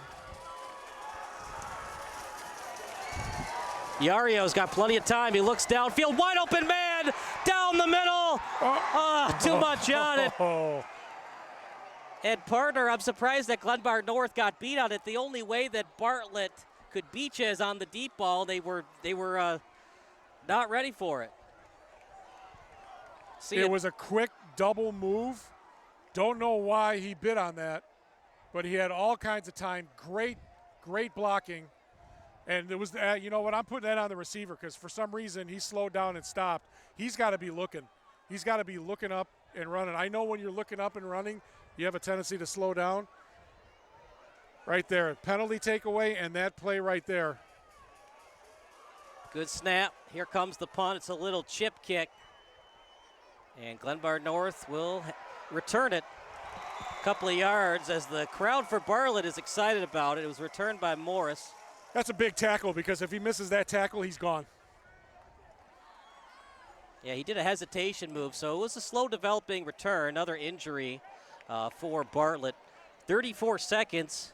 In the NFL, that's not a lot of time, but in high school and college, it's an eternity because the clock stops on a first down and you have 2 timeouts left. If I'm Glenbard North, I'm killing it. I'm taking a knee, run the clock out, get into the locker room with a 10-point lead. Don't want to give the ball up, and that's what we're doing. I disagree with it, but I understand wanting to be a little cautious here.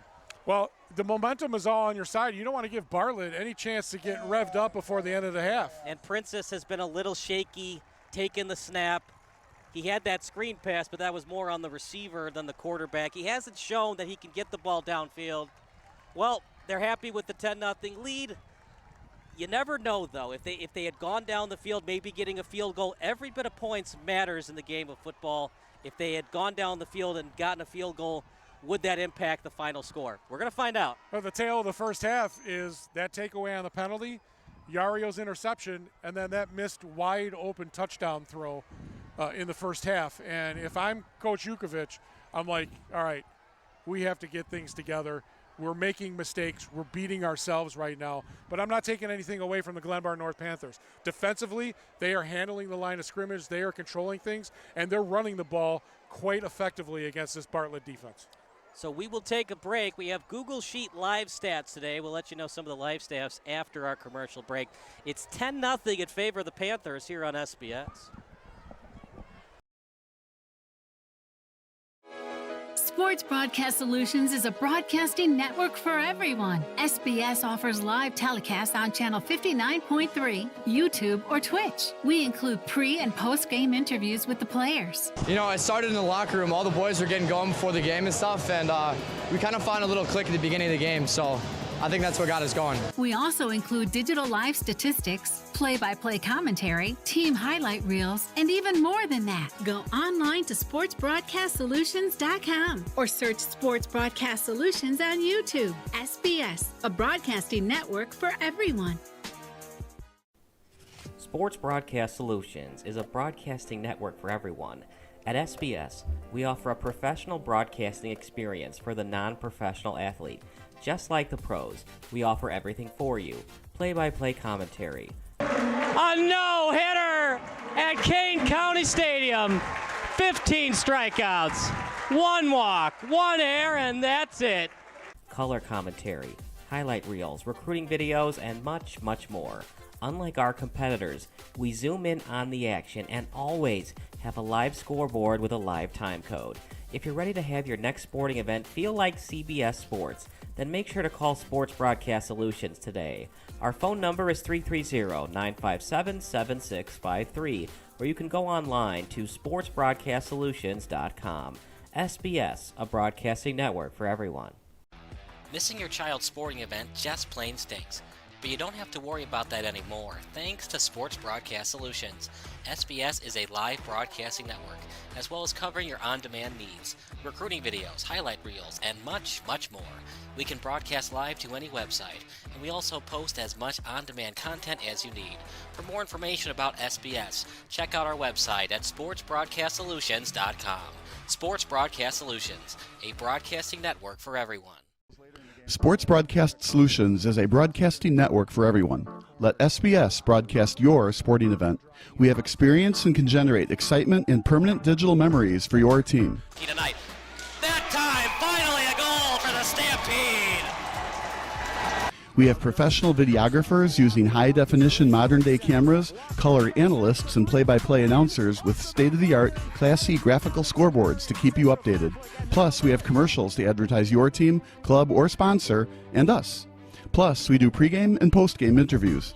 Hi, everybody, and welcome to the post-game show brought to you by Marion Central Catholic. My name's Kyle Smith, but my name doesn't matter. These young ladies matter. It's senior night as the Hurricanes win a battle down the stretch, 48-46. Hi, I'm Carrie Kramer. I swim 50 breast, 50 free, and 100 back. Whatever your sports broadcast needs, we are at sportsbroadcastsolutions.com. Check us out and become part of the digital sporting world. Sports Broadcast Solutions is a broadcasting network for everyone. Instead of spending hundreds or thousands with all these college recruiting sites, let us put together your college highlight reel. For just a fraction of your potential college scholarship and significantly less than these recruiting services, we got this. In addition, we put together highlight reels for teams, including high school, your club team, or travel team. My teammate gave me a great pass, and I just took it. The other team slashed me, took the opportunity, saw where the goalie was weak, and I just shot it there. Stolen. O'Connor and Marsh back on defense, and Marsh gets a blowout. We got a breakaway at 2-0. A shot, and a goal! So 3-3. The power play was officially over. Whatever your sports broadcast needs, check us out at sportsbroadcastsolutions.com. Check us out and become part of the digital world. Sports Broadcast Solutions is a broadcasting network for everyone. For those of you who would like to broadcast or live stream your event, or maybe make a highlight tape but would like a sponsor to fund the event, SBS has a myriad of ways to advertise your sponsor during our broadcasts. We have commercials. We have on-air reads by the announcers. Albatross Physical Therapy and Wellness specializes in pain-free. We have graphics. And we have watermarks. Finally, Sports Broadcast Solutions can create a commercial for you or your sponsor. Whatever your sports broadcast needs, we are at sportsbroadcastsolutions.com. Check us out and become part of the digital sporting world. Sports Broadcast Solutions is a broadcasting network for everyone. For those of you that just want raw footage of your sporting event, but no play-by-play or color commentary, you just need us to live stream video from the event over the internet. We will live stream your event on YouTube on our Sports Broadcast Solutions channel. In addition, we also have a dedicated channel on YouTube for live streaming at SBS Livestream. And if you need multiple channels, we can utilize Facebook Livestream and Instagram Live on our channel as well. Options include commercials from your sponsors, professional scoreboard graphics are still available, and of course, yes, pre- and post-game interviews are available as an option if you want. We've been working really hard this whole summer and stuff. Whatever your sports broadcast needs, we are at sportsbroadcastsolutions.com. Check us out and become part of the digital sporting world. Sports Broadcast Solutions is a broadcasting network for everyone. We broadcast sporting events for people of all ages, including adult leagues, high school leagues, and kids.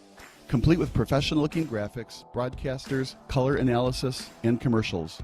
We do pre- and post-game interviews with the players. In addition, Sports Broadcast Solutions does highlight films, including college recruiting reels, highlight films you'd see on sports news programs, and just simply highlight films for fun. Sports Broadcast Solutions also provides raw footage and live streams if you'd like. Subscribe to us and listen to our professional talk videos about relevant topics in the pro and college ranks. Whatever your sports broadcast needs, contact us at sportsbroadcastsolutions.com and become part of the digital world. This is Sports Broadcast Solutions, a broadcasting network for everyone. Check us out at sportsbroadcastsolutions.com and become part of the digital sporting world.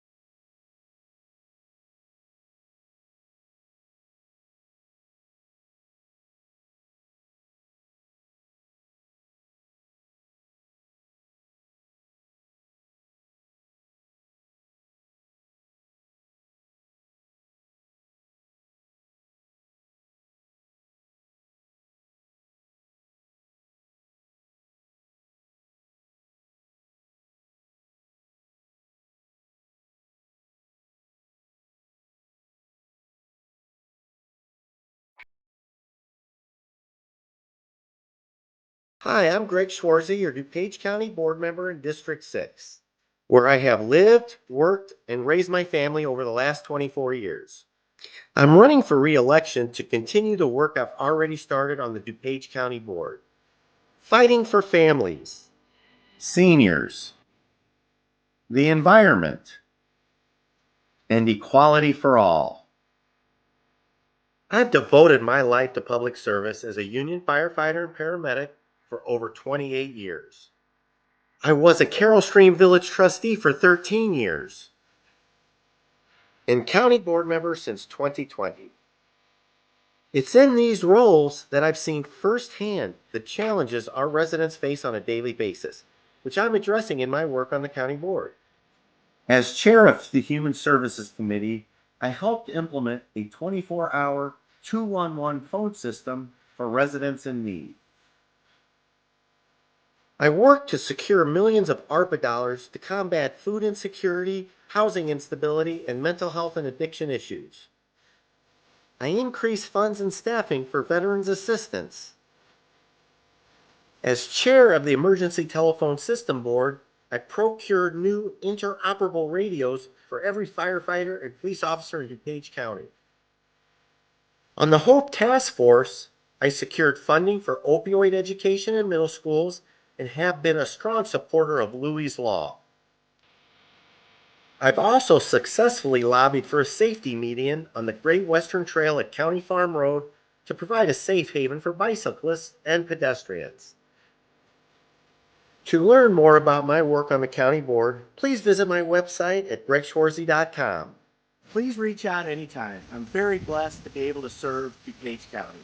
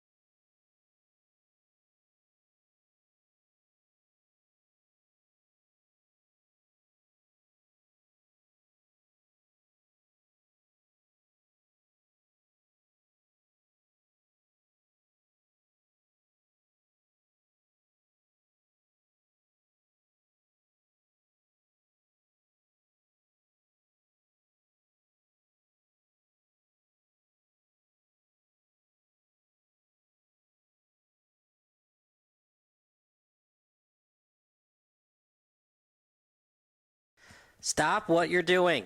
If your SBS broadcast looks blurry on your laptop or desktop, do the following steps. Number 1, click on the wheel icon at the bottom right of your screen. Then click on Quality. Click on the highest quality that's available for you. And number 3, wait for your laptop to load and enjoy the broadcast. If your broadcast looks blurry on your phone or tablet, do the following steps.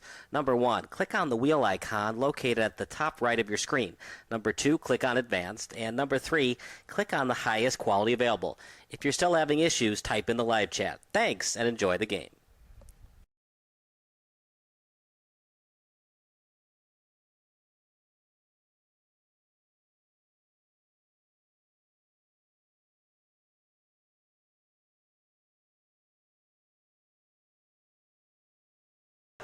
Good evening, everybody. Kyle Smith alongside Gary Zahara. Here are the stats brought to you by our interns at SBS.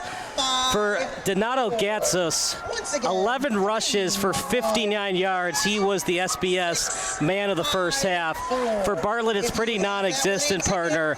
Number 5 for Bartlett, 7 rushes for 22 yards. That's Isaac Harris. Vincent Yario was a non-factor running the ball. He actually had negative yardage in that first half.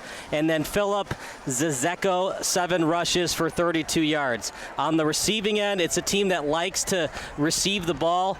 According to our interns, just 1 reception for 3 yards. Now, this is interns. They're learning as we go. This is the first time doing it, but that's pretty on spot because the receiving game was non-existent for Bartlett in that first half. Absolutely, and Coach Milan Vukovic wanted to come out. He said his receivers are the 3 best in the conference: size, speed, and for some reason, either Yario's not focused tonight. I don't know. Maybe a little nervous because it's a neighborhood rivalry.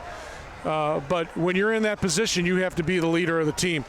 But Glenbard North, totally impressed with this team. Not scared at all. Again, as we talked about it in the pregame show and before the broadcast, Glenbard North last year was 0-9, 2 years removed from the playoffs when they lost to the eventual champion Lockport Porters. But Coach Ryan Wilkins, in his 20th year, has this team prepared, as he said that his training camp was the best he's had in quite some time.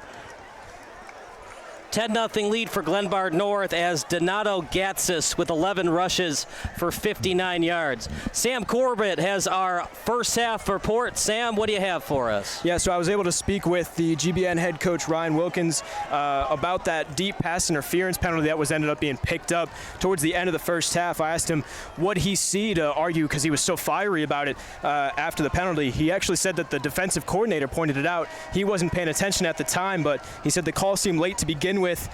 Referee might have been questioning it, and he said that his guy in the secondary was doing everything right in coverage. Could have swayed a lot of momentum heading into the half, so he had to do what he had to do. Going back to that final Bartlett deep pass, Nick Carlos actually called the ball during the huddle, but as we saw, he was just stumbled at that last possible second. Talked to his quarterback, though. He said, "I got you next time." So we could look for a deep ball to Carlos in this second half to try and get a Bartlett touchdown. So it was not a taunting, it was a pass interference because it looked like they picked up the flag from taunting because the defensive back for Glenbard North looked like he was chirping something at the wide receiver for Bartlett. It might have been some chirping, but the coaching staff thought that there was some pushing and shoving as well during the route. Right, because that's what we were talking about in the booth, if they picked up the taunting flag and instead did not want to issue the taunting. But that's interesting, so they picked it up for pass interference and not for taunting. It's a 10-0 lead for Glenbard North. Did you talk at all with Vincent Yario or the offensive coordinator for Bartlett? They're really struggling passing the football tonight. Yeah, passing the football has been a big struggle for them, but they've been talking a lot about their ability to, again, rely on that 3-headed, weapon of that running back room. Talked a lot about their ability to rely on their offensive line as well. They brought back a lot of starters, but again, it's been shaky play from the offensive line at best. They said that's something they have to make sure that they play cleaner football with in the second half. All right, Sam, thank you so much as we bring Gary back into the booth here. Third quarter of action at beautiful Bartlett High School with the Hawks trailing the visiting Panthers 10-0. Donato Gatsis, player of the game thus far. He's on pace for over 100 yards rushing on just 20-plus carries. That's a very nice yards per carry. It sure is, and as we talked about before the first half, Bartlett needed to get in the end zone, get some type of points before the half because Glenbard North's getting the ball in the second half. Glenbard North scores here in the opening drive. First 5 minutes of this quarter right now is going to tell a tale on who's going to win this football game. Glenbard North comes down, handles the clock, and handles time of possession and gets the ball in the end zone. I believe this game will be over. I don't see Bartlett coming back from a 17-0 deficit. Well, the way they played in the first half. They did have the touchdown. It was actually not the worst pass by Yario. The wide receiver kind of stopped on the play. Should have ran through the ball. He would have caught it for the TD. Even so, that's one play. You want to be a great player in football. It's not a sometimes thing. It's an always thing. And for Bartlett, it's got to be more of an always thing and less of a sometimes thing. True, but if you make that play, it changes the scope of the game tremendously. It would, okay? It would. And you're wondering why Glenbard North bit on that double move in the first place, wondering what Ryan Watkins is telling his secondary going into this third quarter. Bartlett will kick off to the Panthers. Too deep for the Panthers at their own 5-yard line. Remember in high school, the kicking game, never a sure thing. So squib kicks and chip kicks, very commonplace at the high school level. And again, you're going to have to make Vincent Yario beat you here. Meanwhile, North, they go straight up with it. As late on the pursuit, fumble on the turf. Who got it? Bartlett says they do. Let's see what the sideline judge says. I'm looking at the replay here. Bartlett football. I'm going to look to see if he was down first. Let me see. Yeah, he was down first. Good call. Bartlett gets a break, and it's exactly what I'm talking about. Sometimes things need to go your way. You're going to have to generate some type of turnover, some type of intangible to get your team back in this game mentally. Yeah. Right now, the mental game for Glenbard North, far superior than Bartlett's. You could make the argument that the ball was starting to come out before the knee hit. I think you're right, though. I do think his knee was down. And again, I don't know high school compared to pros, if that means anything. Clean pocket for Yario. This time he'll run with it. He's got a blocker in front. Yario. Excellent job by Yario. He could have gotten a couple more yards, but he avoids the big hit, and he survives an extra down. So comes back in the shotgun, scans the field quickly, and then runs the ball immediately, and that's what he needs to do. That was his issue in the first half. He did not read the field well in the first half. Now, if he keeps doing this, what's going to happen? Glenbard North's defense is going to come up, and now he's going to have man-to-man coverage and possibly some play-action passes. We'd like to take a moment to recognize one of tonight's sponsors, DuPage County Board member Greg Schwarzy. We appreciate his leadership and vision for a brighter future in DuPage County. Handoff off the right side with plenty of space. Breaks off a tackle and gains 2 more yards after contact. Now this Hawks offense is starting to roll. Well, again, that fumble now has changed the complexion of this game, but I'm sure Milan Vukovic in that first half conversation with his team let him know, saying, listen, we're the better team. We know we're the better team. Let's go out and prove it and start showing some character here. Start showing some heart. 2nd and 5 at the Glenbard North 16. This time, Yario's under center. Will it be a handoff or a play action? Now they have 3 in the backfield. 1 in motion. Handoff this time North read it all the way. Excellent tackle, Gary, and even better job of avoiding the face mask. Yes, he was grabbed him right by the helmet, looked right around the helmet except for the face mask. Guess any way you need to bring the guy down, you got to bring the guy down.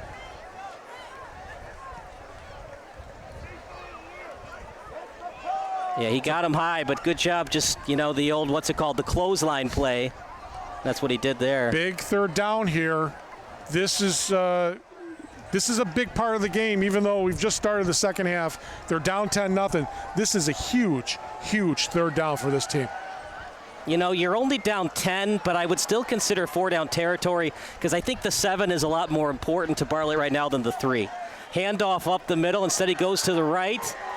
And he had a blocker in front. He gets the 1st down, so it'll be 1st and goal coming up for Bartlett. But also mentally, especially as a high school player, you'd like to see some type of points on the board. So if you see a 3 instead of a 7, you're like, hey, okay, we're on the board. Right. We're off the schneid. Yeah. We got the opportunity now. So now we got 1st and goal for Bartlett. This is exactly what they need. They get the ball in the end zone. Now we're going to have a ball game. Now we're going to see how Glenbard North responds.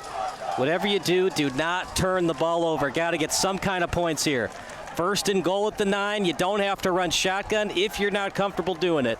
3 wide receiver set. They're going to run 1 in motion to the slot. Handoff up the middle. Read well by North, but a couple yards after contact. A late flag. We'll see what the back judge has to say.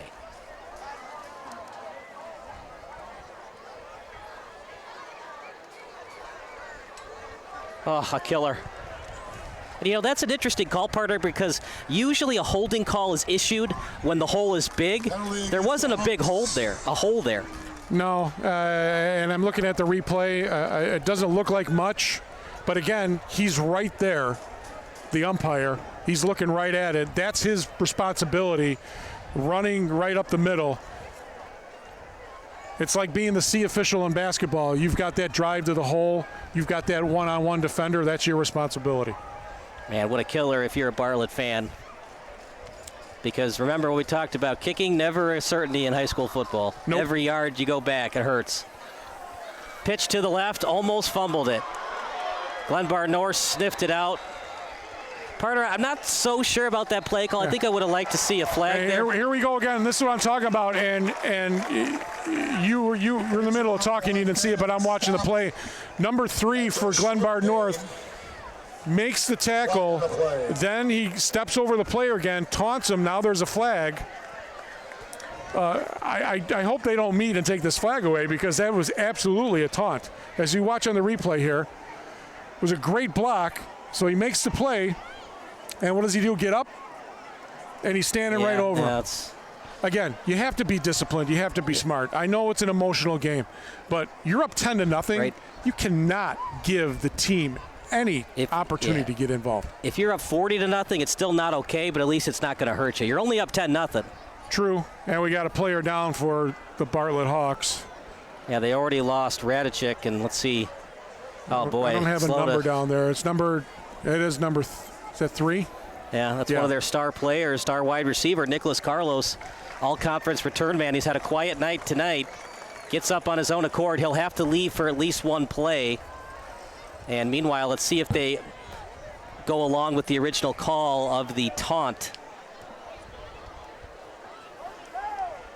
I hope Glenbard North knows they're only up 10-0. They've had the opportunities to be up by more points, and you think about that decision to take the knee. It's always easy to say in hindsight, was that the right decision right before halftime? 13-0 would feel a lot better for head coach Ryan Watkins than a 10-0 lead. Meanwhile, 2nd and goal at the 9. One in the backfield as they switch him over to the right. Yario in the shotgun.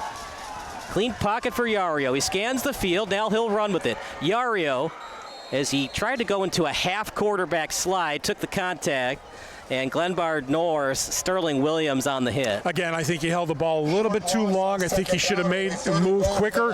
Bring that defense up. Maybe you can dump it off, because that's what he was looking for. But again, you're going to have to make that defense move.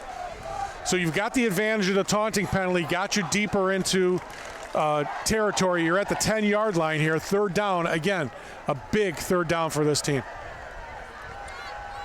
Only down 10, so if you don't get the first, you can kick the field goal here. Need 9 yards to score. Looks to the end zone. Yario!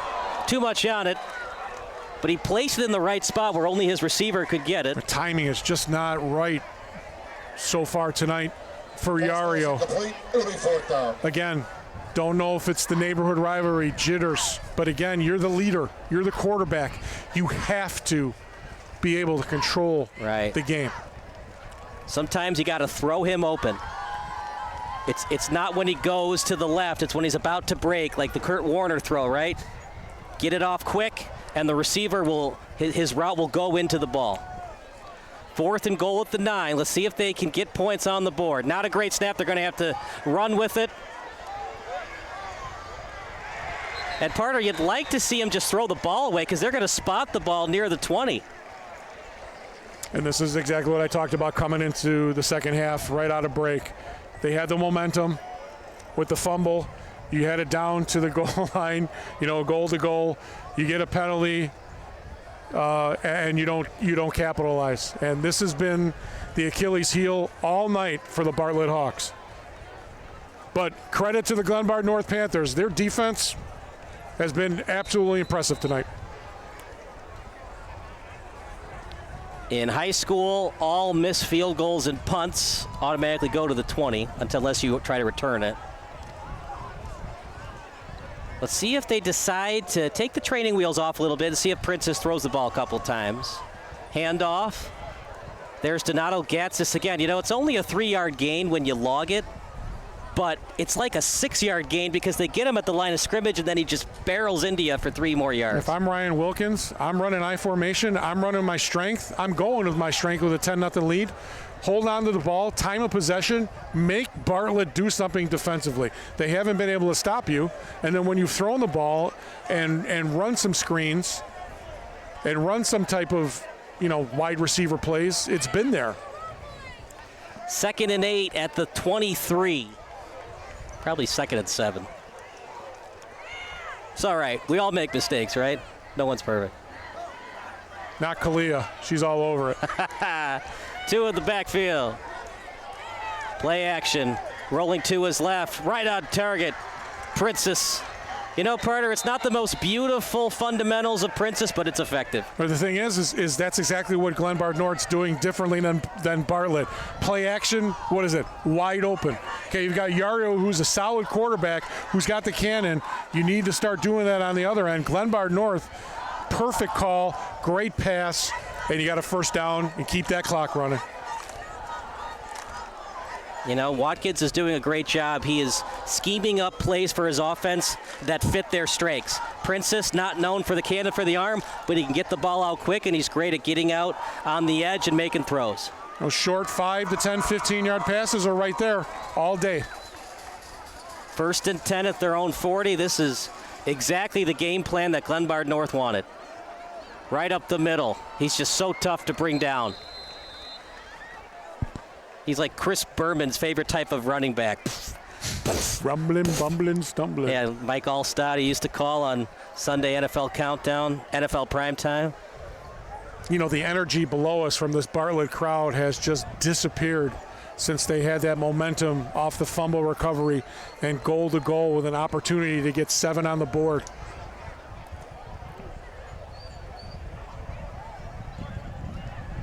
You know, you just never know. This is high school football. You never know what's going to happen on a nightly basis. 2nd and 10 at their own 40. 2 in the backfield. Just so good, isn't he? This time it's Kramer they run it with. The lightning and thunder, although Gatsis has some underrated speed, and Kramer is just the speed bag altogether, but there is a flag on the field. And as the refs get ready to call the flag, we do want to bring to your attention, we want to give a big shout out to Greg Schwarzy, DuPage County board member. Go to his website at gregschwarzy.com, listed on the score banner for you. He's been a true champion for the people of DuPage County, always working to improve education, community services, and public programs that make a difference in our everyday lives. Let's give a round of applause for his ongoing dedication and service. One of the few mistakes from Glenbard North's offense on a holding call on a first down run has pushed them back now to 2nd and 15. Again, now we're going to see how Bartlett's defense and Coach Pat Ryan responds. Whatever you do, if you're Glenbard North, just keep doing what you've been doing. Don't try to force the ball into tight windows. Princess did that earlier, and he was almost picked off. But other than that, Princess has done a good job. He hasn't had to throw the ball a lot because Gatsis has been so good running the football. Play action, rolling to the right. Now he'll have to go to the left. Gets past the original first down marker and then brought out of bounds. And you'd like for him to stay in bounds if possible, because that does stop the clock for Bartlett. Good sustained blocking by Glenbard North's offensive line, but you got to give credit to Bartlett's secondary right there. Made Prince's roll out and do something he didn't want to do. He was looking obviously downfield, but the defensive secondary for the Bartlett Hawks handled it well. 3rd and 10. And this is a big 3rd down defensively for Bartlett too. So they'll go with 3rd and 10 at their own 40. You'd think they'd have to get at least 8 yards to consider going for it. Their special teams unit has been pretty good. Princess looks downfield, wide open man. First down, completed right in stride to Morris. Parter, he could read a book, he was so wide open. If you're looking at quarterbacks that are supposed to be who's the better quarterback in this game, you're not looking at Princess, and no slight to him, but he is handling the offense. He is controlling the game, and something that Yario is struggling with so far tonight. It's not about talent, partner. There's a reason why Tom Brady fell to pick number 199, is there's an injury on the football field. It's that guy that got hurt earlier, Nicholas Carlos. Yeah, again, he's down. I don't know if it could be cramps. It looks like it's cramps because they're stretching his leg out. So here's the completion again, then the injury will happen right on it. So Princess right on target to Morris. Got him on the leg, and then, yeah, he got tangled up with his teammate in Joshua Cruz. Yeah, looks like maybe working on the calf a little bit. But again, great throw on the slant play, and that's something Glenbard North is doing that Bartlett should be doing with this receiver core. So we will take a quick break. You're watching SBS, a broadcasting network for everyone.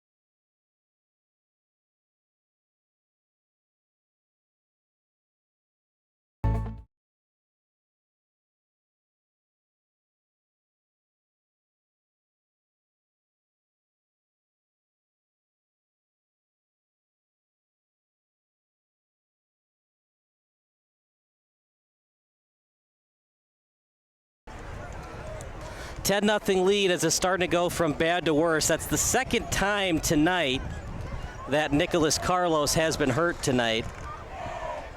And he's going to have to leave the field of play for one play. Meanwhile, Glenbard North maintaining this drive.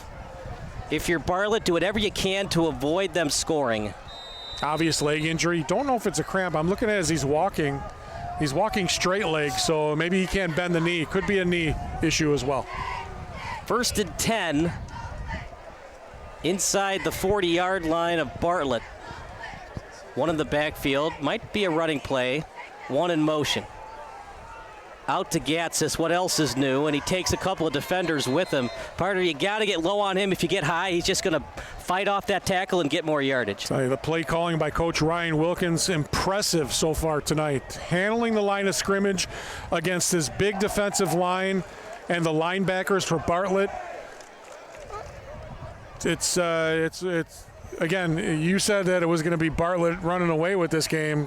Well, I said 28-21 Bartlett. You did? Did I say that? Maybe I wasn't paying attention. Wouldn't be the first time. Sorry about that. Yeah, my bad.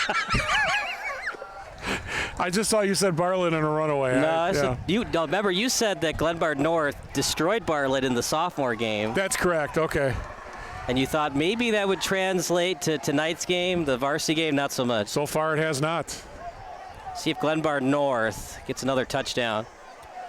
Quarterback sneak for Princess. Flag on the play, might be against the Panthers. Surprised they did that, partner. He's only 5'9", but eventually a quarterback's going to take hits anyway, so you call something that the defense might not be ready for. All the calls tonight, with the exception of that pass interference and the taunting, have all been holding against both teams. 10 yards, repeat the down. We did. So it could be a first game jitter thing. In a high school game, you see holding a lot more. As long as it's consistent, what you call for one team, just call on the other team. Yeah, simply because of the angles. Some kids are quicker than others. And then you just tell the coach when he asks what the kid did, and this is what he did. Okay, cool. Thanks, ref. This is a game. It's 10-0. Where you look and the officiating crew is not part of this game. They're invisible. They're calling what they're calling, or what they're supposed to call. 2nd and 14 at the 41-yard line. One in the backfield, 4 wide receivers, one in the slot.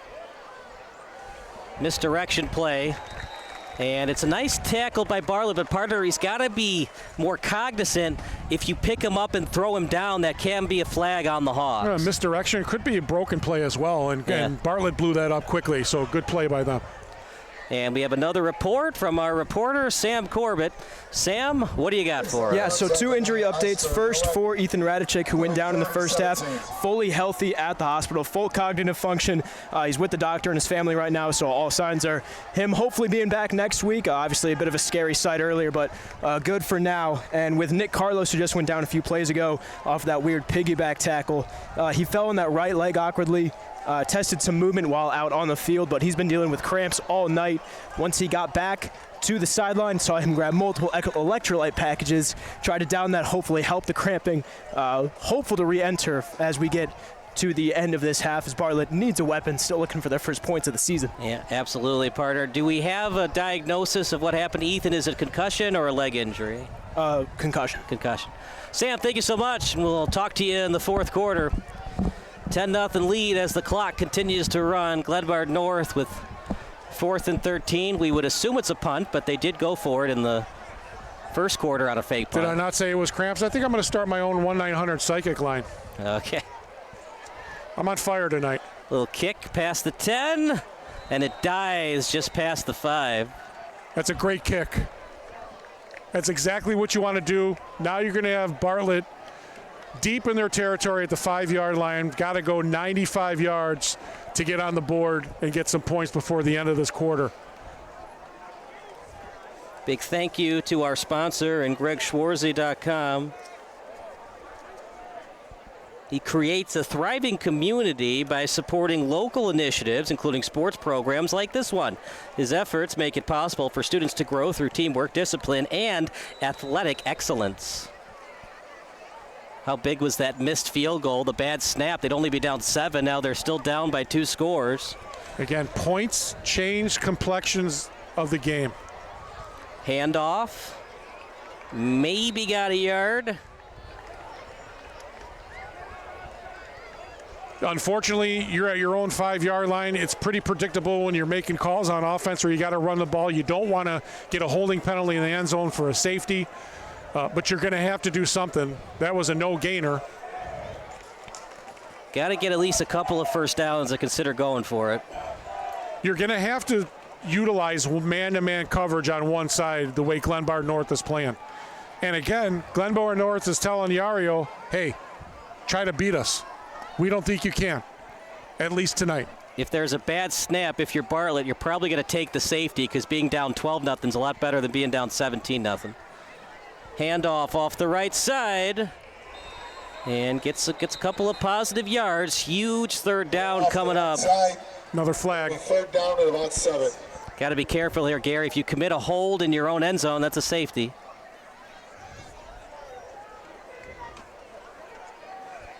Holding calls have just killed Bartlett. They had 1st and goal. Remember, then they got called for a holding call. Holding penalty. Vincent Yario is arguably your best player. I know it's not his best night, but maybe you throw play action here and try another fly route like you did in the first half, and you almost scored a touchdown on it. The way this game is going, as I said, this Bartlett fan base, very quiet. On the other side, Glenbard North excited, but, with bated breath to see if their team can hold the lead and win this game, because they're about ready to explode. 0-9 last year with an opportunity to upset their rivals in the first game of this year. 3rd and 7 at their own 8. Got man-to-man coverage here. One in the backfield. Clean pocket for Yario. And dropped.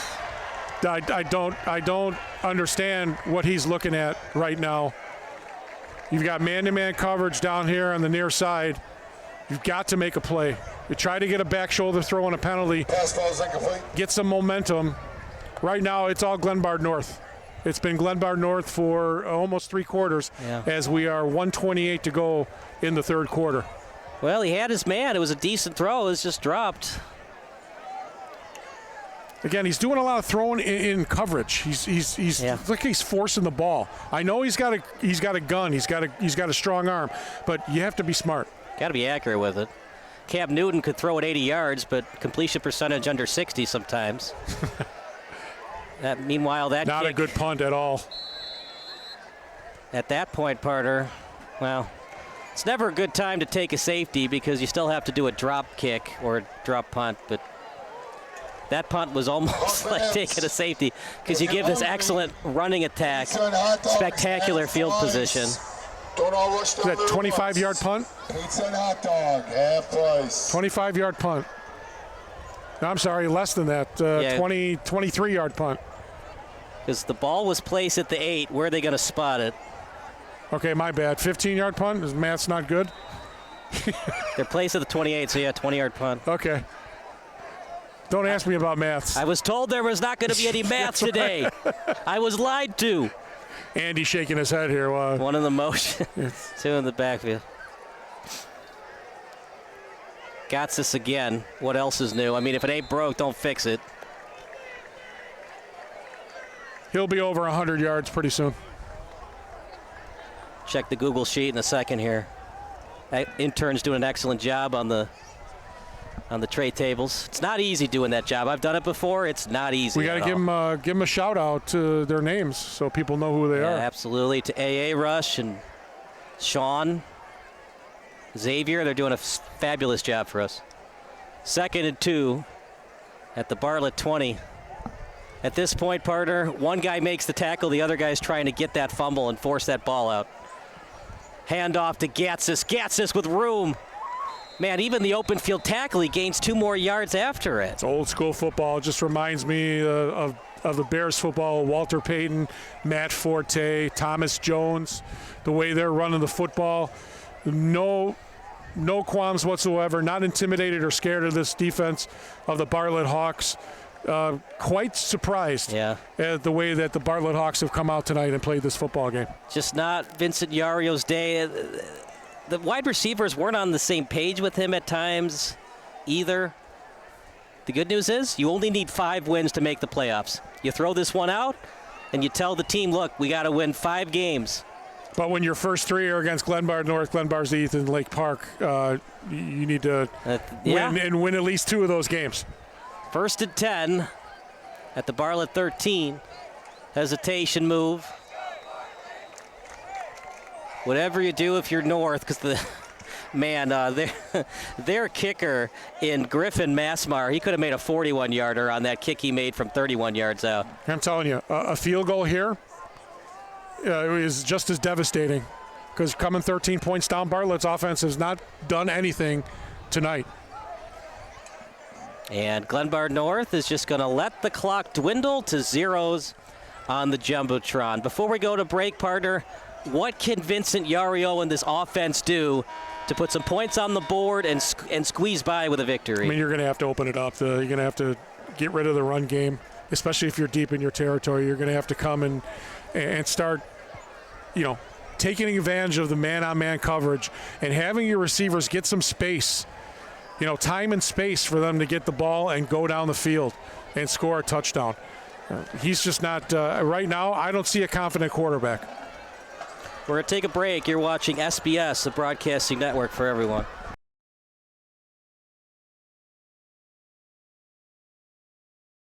Stop what you're doing.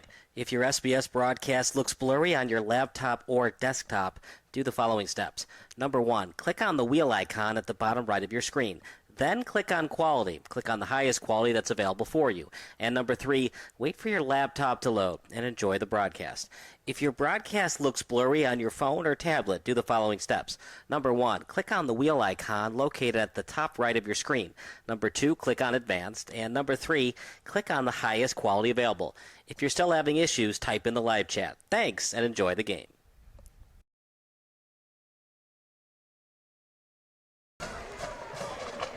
$10-0 in favor of Glenbard North here on SBS, the broadcasting network for everyone. If you like what you see, go on our website at sportsbroadcastsolutions.com. We broadcast all sporting events, not just high school and college. I keep forgetting this is not the NFL where they have 3-minute commercial breaks. Handoff. And Gotsis again. This time he only gains a couple of yards. And Glenbard North is arguing that was a wrestling play, which is not allowed in football. You cannot pick him up and throw him down. Another injury, another Bartlett player down. And again, another missed tackle as you look. As I didn't get that number, him coming in on the replay. Had a chance to blow that play up and ran right by him. It's been the story of the Bartlett Hawks. Just That's why they call a flag on that. Day late and the dollar short, possibly, you know. Did he slam him to the ground, though? That's the key.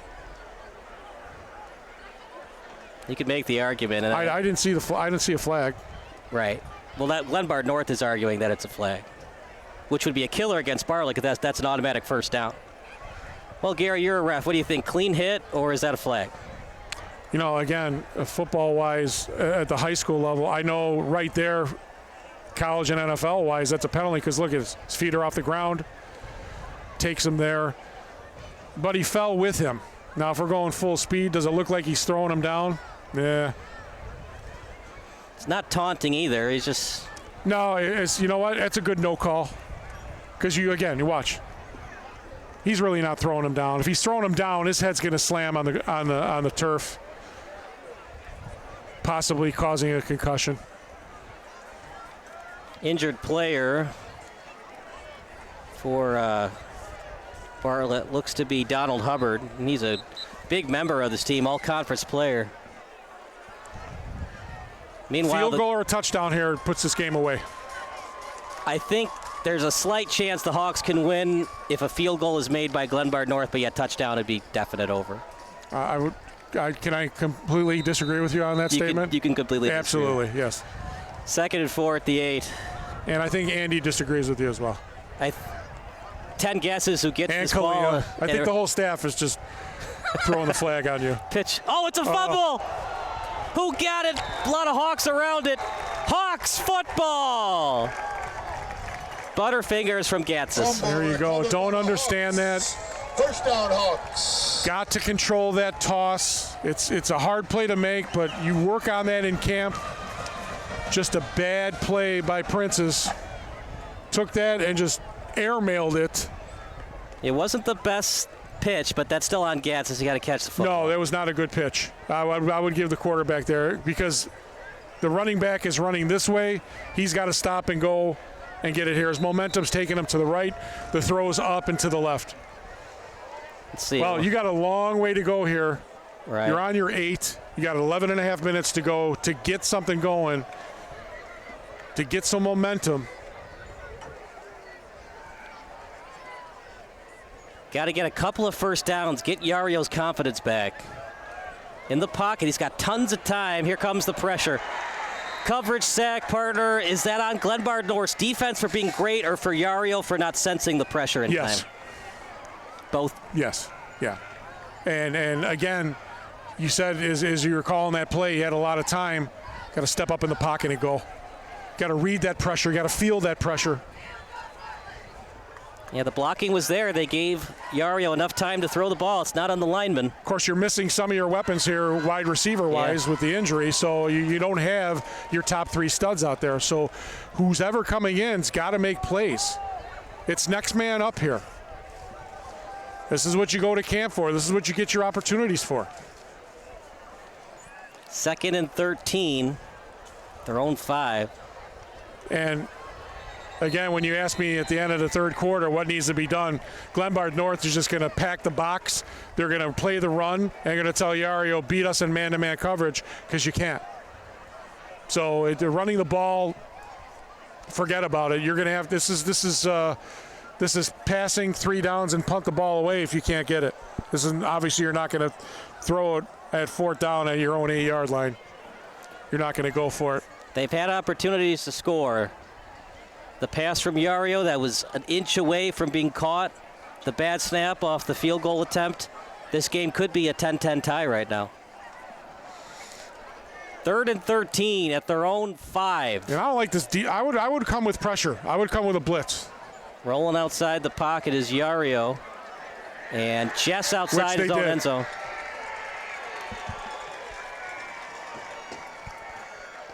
Not only is that a sack, partner, but it keeps the clock moving. If you're going to not convert there, you'd like to have an incomplete pass. And plus, he sacks him and he's at his 1-yard line. Yeah.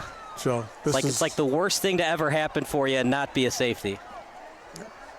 Again, maybe Yario is just not sensing the pressure. You're rolling out. You've got to keep going then. You know what would be interesting here? They're not going to do it, I don't think. But taking the safety and then doing an onside kick to try to get the ball back. Oh, that's a lot. That's a lot for a high school team. For 18-year-old kids to execute. They're going to punt. Blocked! Touchdown, Panthers! It's going from bad to worse right now for the Hawks, but give credit to this Panther team. The block and the return by Javion Todd. That might be the dagger. That is the nail in the coffin, sir. No doubt about it. And, you know, that's why I thought about the safety, because the kicking game is such a question mark at the high school level. And because that snap and where the punter was so close. But again, as your line, you got to block.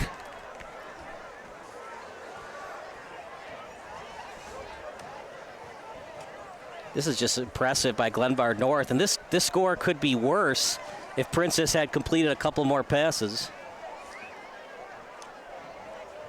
And out the exits they go as the fan base slowly clearing out. Kick is up.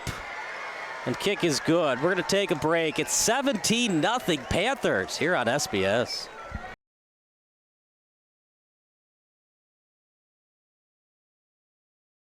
Stop what you're doing. If your SBS broadcast looks blurry on your laptop or desktop, do the following steps. Number 1, click on the wheel icon at the bottom right of your screen. Then click on Quality. Click on the highest quality that's available.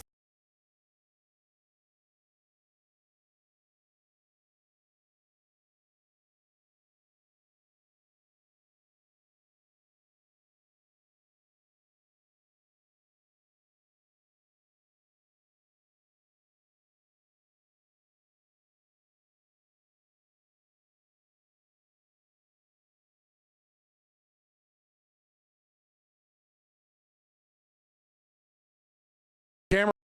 I live right down. 17-0 lead, Parter.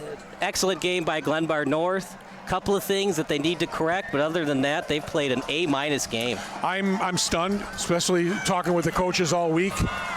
As I talked to Ryan, being 0-9 last year and not knowing what he had on the table, but he had some young guys that had experience in that 0-9 season. Now they have a year up. Now they're here for the next season. It looks like they responded well, especially since he talked about how well his camp was this offseason. Kick is up for Bartlett. They got to score quickly. Return from his own 10. Hesitation move. Not going to get much. This could be a worse game. Remember, Glenbard North fumbled on the pitch from Princess to Gatsis.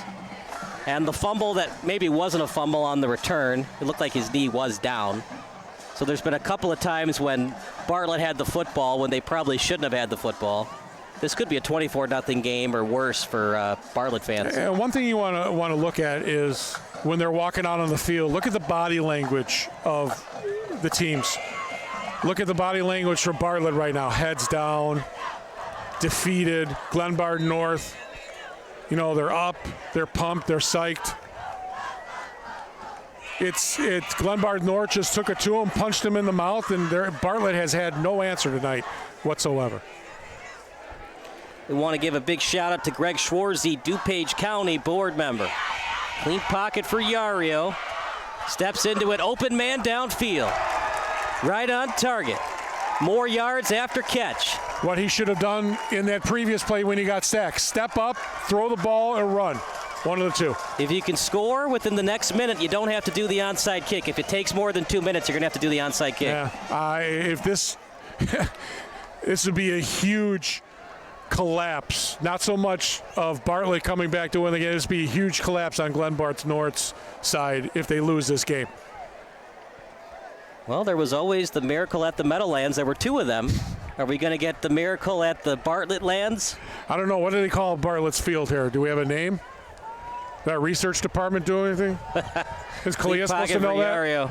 Here comes the pressure now. No intended receiver. Might be intentional grounding. But he was outside the tackle box. Refs will talk it over. That's a big call because it goes from 2nd and 10 to 2nd and 20.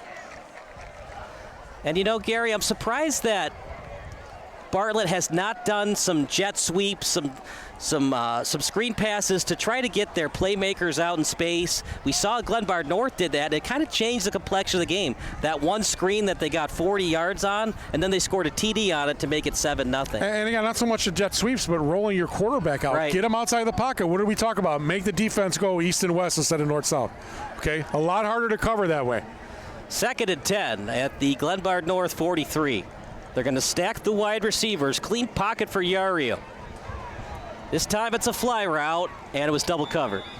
And severely underthrown. And we have another flag somewhere. Well, you can understand. Looks like another holding penalty on Bartlett. Yeah, you can understand why they want to do that. They want to score quickly so they don't have to do an onside kick. This is obviously 4-down passing territory. You're going to have to go for it. Against the Hawks after the incomplete pass. If you run the ball, maybe you do a jet sweep to try to get out of bounds so you don't have to, do a quick snap. You could still run the ball, but if you're going to do that, you got to try to get out of bounds. What a great night for football, huh, Kyle? It's just beautiful. Yep. The Chicagoland area is so interesting because we'll have days in November where it's 55, and then the next day it's 37. I remember last year, Thanksgiving tournaments I was doing, wanted to wear shorts to the game, but I'm wearing a T-shirt because it's, because it's 55 degrees. Right, yeah. 2nd and 20 at the 47. Yario, he's got a lot of time, rolls outside the pocket, and almost picked off. See, this is the issue I have, and this happens on every level. When the quarterback is rolling out, the receivers are not moving and coming back to the ball. They're not giving the quarterback an opportunity to find him. They're standing with their defender. Move. Again, talking with Milan Vucevic this week, he was so pumped up, ready to go. The fact that this game was being broadcast, number one. The fact that it was a rivalry. Yeah. The fact that he was playing his good friend Ryan Watkins, I'm sorry. You're excused. He was pumped for this game, and the way they came out, very disappointing. And I'm sure he would say that in the postgame. Rolling outside the pocket. Throws it up for grabs. Easily picked. Not the best decision for Yario, but you can't take a sack there either. And an easy interception from the center field position. True. He's either that or throw the ball away. And I think maybe you sit him down and bring the backup quarterback in just to not get hurt. Right. And further, put him mentally in a space that it might take some time for him to get out. Because you got the Labor Day holiday. He's going to go back to school on Tuesday. You got the whole weekend. All his boys are going to call and text all the guys from Glenbard North that know him. They're going to be all over him. Hey, we got you. We got your number. You know how these kids are nowadays, especially with social media, talking smack. That interception was by Mahari Thatch at 1st and 10 at the 26. And if I'm Ryan Watkins, I'm running the ball the rest of the time. Handoff again. Gatsis. Whether you get 2 or 3 or 4 yards, just keep that clock running. That's it. Don't go out of bounds. Don't even have to pass the ball because 10,000 bad things can happen if you pass, and only one good thing can happen. That's a lot of negativity coming out of you, Kyle. Again, a lot of negativity coming out of a small man. It's too much. Start calling me Negative Ned. Yes. Are you a positive Peter? Are you a positive Peter? I'm going to start calling you NK. NK. What's NK? Negative Kyle. Negative Kyle. I'm not going to call you Nancy. Yeah, don't do that. Yeah. I do like Nancy's Pizza, though. 2nd and 6. Never had Nancy's Pizza. Oh, you haven't? It's like a Chicagoland institution. Okay. Yeah. 2nd and 6. Are you getting that next week when we're meeting? Yeah, we're going to have Nancy's. And good job by Francis to just handle that snap. It was not a good one. Meanwhile, Bartlett is not calling timeouts yet.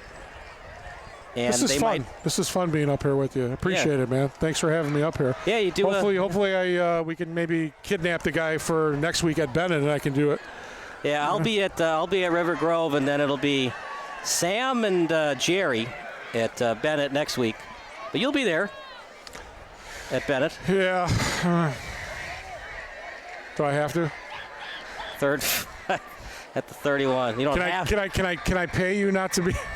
I guess. Can we talk? I'm not gonna say no. Third at 31.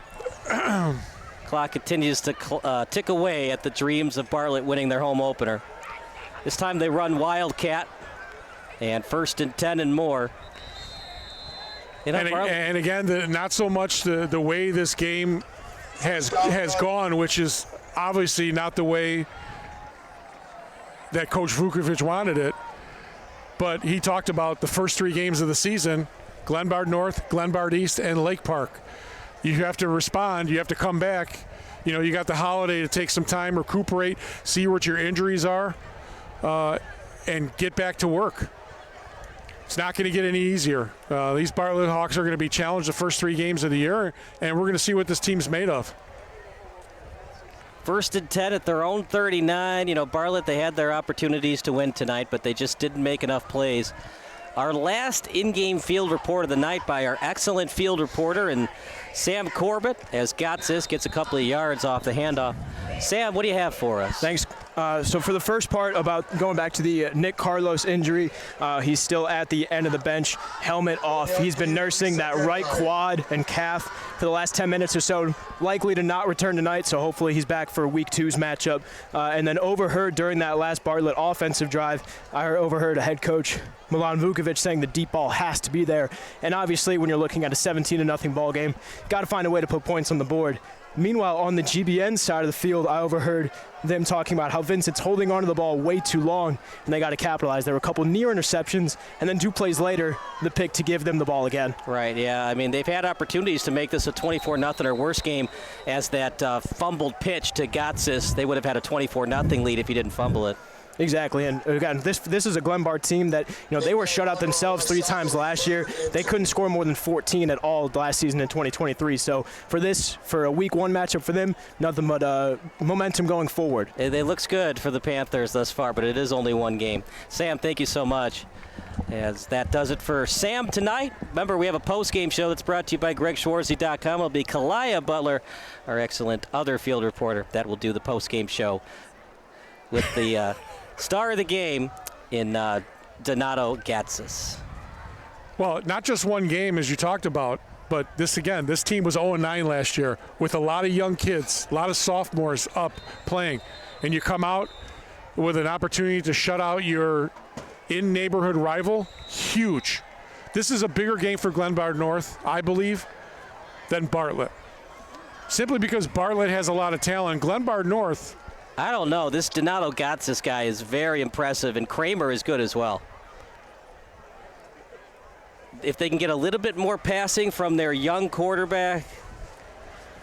The way they're running the ball, you don't need to have him do that. Eventually, you just need him to be like a it. Kyle Orton type quarterback. Yeah. Manage the game. Yeah, he needs to be that managed quarterback. You know, you don't have a cannon like Yario, and right. This is obviously not the Yario that we know. Right. I mean, you can be the most talented quarterback, you can be the most athletic quarterback, but if you can't complete at least 62 to 65 to 68% of your passes, it's hard to win football games sometimes. The Cam Newton era, the Michael Vick era, the Jay Cutler era. That's a lot of high percentage for a high school quarterback, 68%. Yeah. Unless you're in Texas, Florida, right. down south. If you can get it to Georgia. 62, 64. Remember, lower passing plays probably at the high school level. Now most of these teams do like the run and shoot and the stacking the wide receivers. Thank God we didn't see any bubble screens. God, I hate that play. Well, that was what, the John Shoop offense? Oh, don't even get me started. Yeah, that was. You might have to push the 7-second delay. You want to get me started about the offensive coordinators that came through the Chicago Bears organization. Oh my God, I sure hope Shane Waldron has, what do they call it? I have to be politically correct here. Intestinal fortitude, and know how to utilize probably the 3 best receivers the Chicago Bears have had in their history, and that's saying a lot. What about the Brandon Johnny Marsh? Morris and some of the old timers: Willie Gault, Dennis McKinnon, Brandon Marshall, Alshon Jeffrey. Yeah, that's what I was going to reference. Yeah. What about Marcus Robinson? You remember Marcus Robinson? Yeah, he was okay. But again, you're playing on a piss poor team. I'm excited to see what this defense is going to do. Gotsis again. He makes it look so easy as he just jumps over a defender. And hopefully I'll be in that home opener for the Bears. Get some tickets. Have you gone on Ticketmaster or StubHub yet? No, I've got some connections, but it's good to see the leader of that Bears defense, Tremaine Edmonds. Solid guy. Got to meet him in person. He's the nephew of one of my good friends who helped me a lot. It's been one of my best friends for 15 years, Mike Veal out in Downers Grove when Dad passed away. It's the nephew of Tremaine Edmonds. And Farrell Edmonds was his dad. He was a tight end who finished his career with the Seattle Seahawks and 49ers, played for the Dolphins and Don Shula. Really good guy, down-to-earth guy, and big in person. You look on TV, that says TV adds 15 pounds. He looks kind of small on TV, but you stand up close to him, that boy's jacked.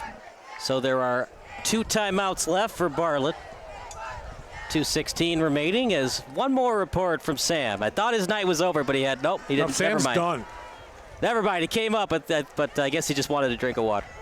3rd and 9 at the 49. Sam's ready for some wine coolers. I think we're too old for wine coolers. Sponsored by the North Central College Booster Club.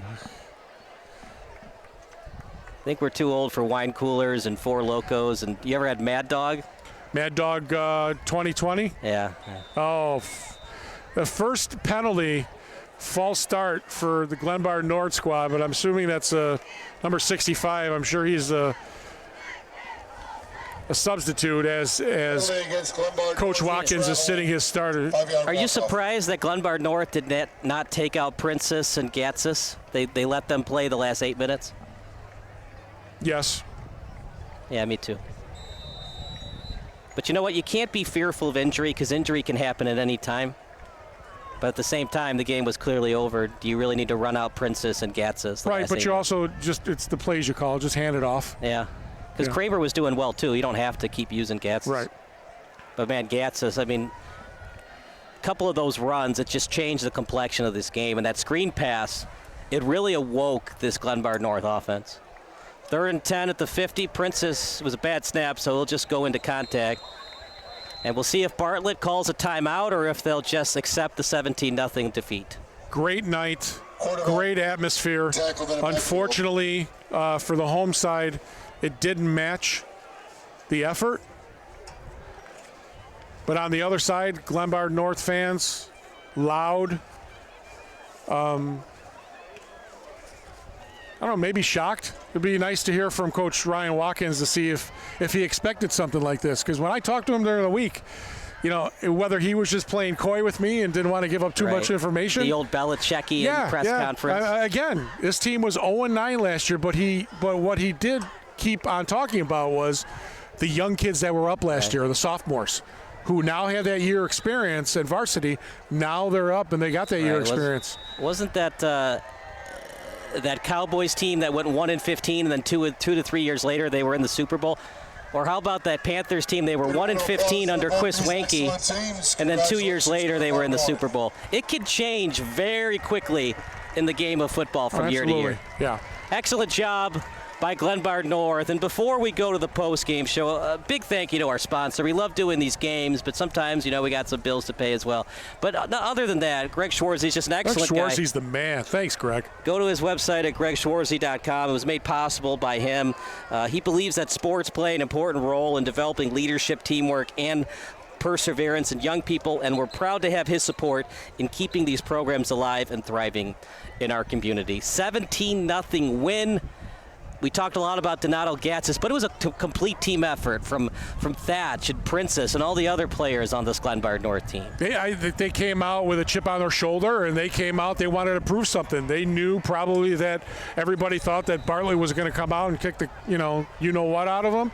But right off the bat, with the exception of that pass interference call, Glenbard North took advantage of every opportunity they had to put points on the board.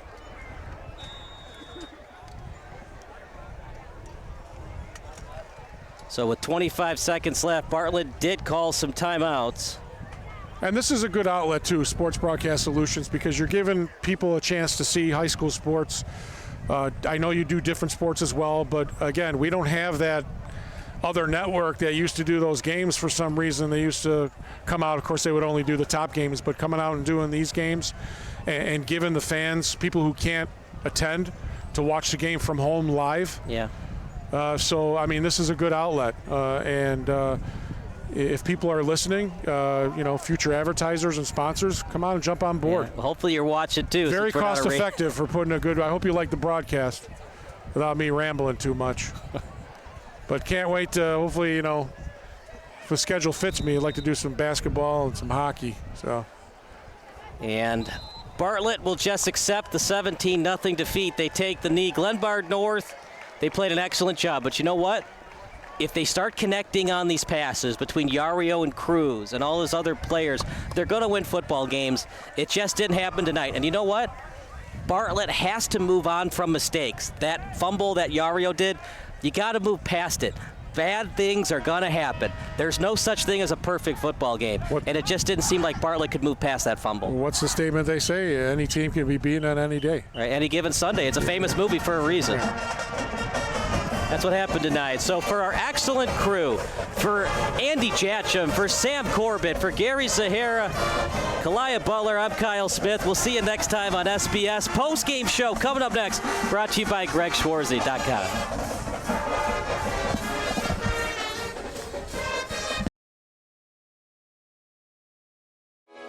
Sports Broadcast Solutions is a broadcasting network for everyone. SBS offers live telecasts on Channel 59.3, YouTube, or Twitch. We include pre- and post-game interviews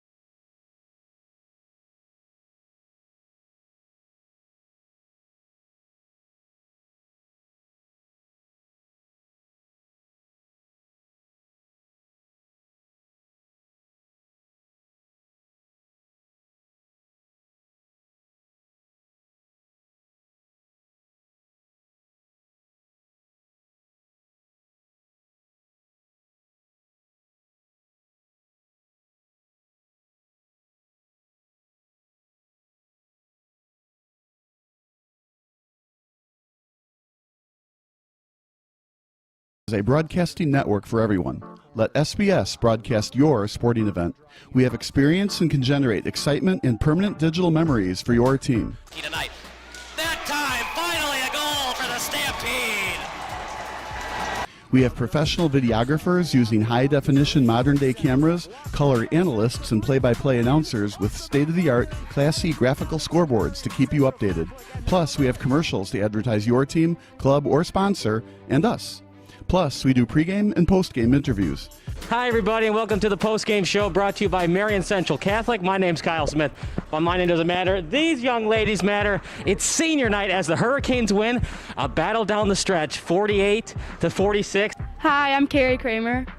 I swim 50 breast, 50 free, and 100 back. Whatever your sports broadcast needs, we are at sportsbroadcastsolutions.com. Check us out and become part of the digital sporting world. Sports Broadcast Solutions is a broadcasting network for everyone. Instead of spending hundreds or thousands with all these college recruiting sites, let us put together your college highlight reel. For just a fraction of your potential college scholarship and significantly less than these recruiting services, we got this. In addition, we put together highlight reels for teams, including high school, your club team, or travel team. My teammate gave me a great pass, and I just took it. The other team slashed me, took the opportunity, saw where the goalie was weak, and I just shot it there. Solon, O'Connor, and Marsh back on defense. And Marsh gets a blowout. We got a breakaway at 2-0. A shot, and it's goal! So 3-3. The power play was officially over. Whatever your sports broadcast needs, check us out at sportsbroadcastsolutions.com. Check us out and become part of the digital world. Sports Broadcast Solutions is a broadcasting network for everyone. For those of you who would like to broadcast or live stream your event, or maybe make a highlight tape but would like a sponsor to fund the event, SBS has a myriad of ways to advertise your sponsor during our broadcasts. We have commercials. We have on-air reads by the announcers. Albatross Physical Therapy and Wellness specializes in pain-free. We have graphics, and we have watermarks. Finally, Sports Broadcast Solutions can create a commercial for you or your sponsor. Whatever your sports broadcast needs, we are at sportsbroadcastsolutions.com. Check us out and become part of the digital sporting world. Sports Broadcast Solutions is a broadcasting network for everyone. For those of you that just want raw footage of your sporting event, but no play-by-play or color commentary, you just need us to live stream video from the event over the internet. We will live stream your event on YouTube on our Sports Broadcast Solutions channel. In addition, we also have a dedicated channel on YouTube for live streaming at SBS Livestream. And if you need multiple channels, we can utilize Facebook Livestream and Instagram Live on our channel as well. Options include commercials from your sponsors, professional scoreboard graphics are still available, and of course, yes, pre- and post-game interviews are available as an option if you want. We've been working really hard this whole summer and stuff. Whatever your sports broadcast needs, we are at sportsbroadcastsolutions.com. Check us out and become part of the digital sporting world. Sports Broadcast Solutions is a broadcasting network for everyone. We broadcast sporting events for people of all ages, including adult leagues, high school leagues, and kids. Complete with professional-looking graphics, broadcasters, color analysis, and commercials. We do pre- and post-game interviews with the players. In addition, Sports Broadcast Solutions does highlight films, including college recruiting reels, highlight films you'd see on sports news programs, and just simply highlight films for fun. Sports Broadcast Solutions also provides raw footage and live streams if you'd like. Subscribe to us and listen to our professional talk videos about relevant topics in the pro and college ranks. Whatever your sports broadcast needs, contact us at sportsbroadcastsolutions.com and become part of the digital world. This is Sports Broadcast Solutions, a broadcasting network for everyone. Check us out at sportsbroadcastsolutions.com and become part of the digital sporting world.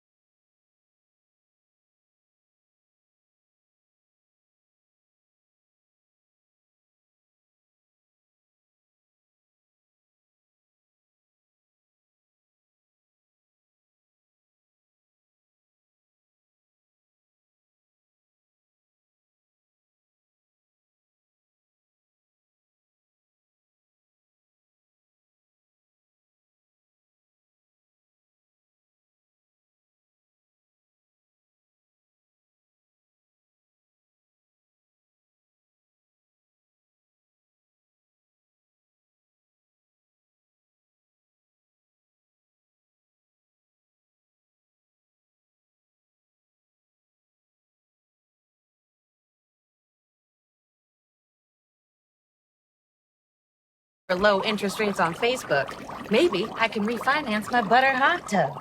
Yes on the butter, no on the link, Karen. Social media scams rob Americans every year. You're giving away your money to a hacker in a hoodie. That's a negative stereotype, and we don't appreciate it. I'd like to speak to their manager. You're actually the manager of protecting your identity. Learn more at banksneveraskthat.com. Okay. Gary, we need more baguettes.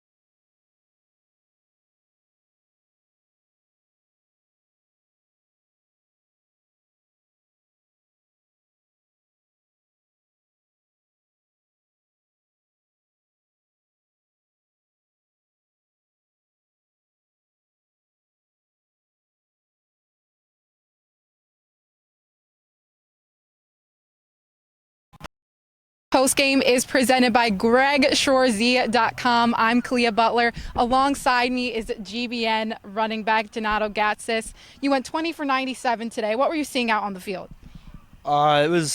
We had holes today. I think we have a lot to improve on this year. I think we're going to be a great team this year and a lot better than last year, but I feel like I could have done a lot better, break more tackles, but I feel like overall we did pretty well today.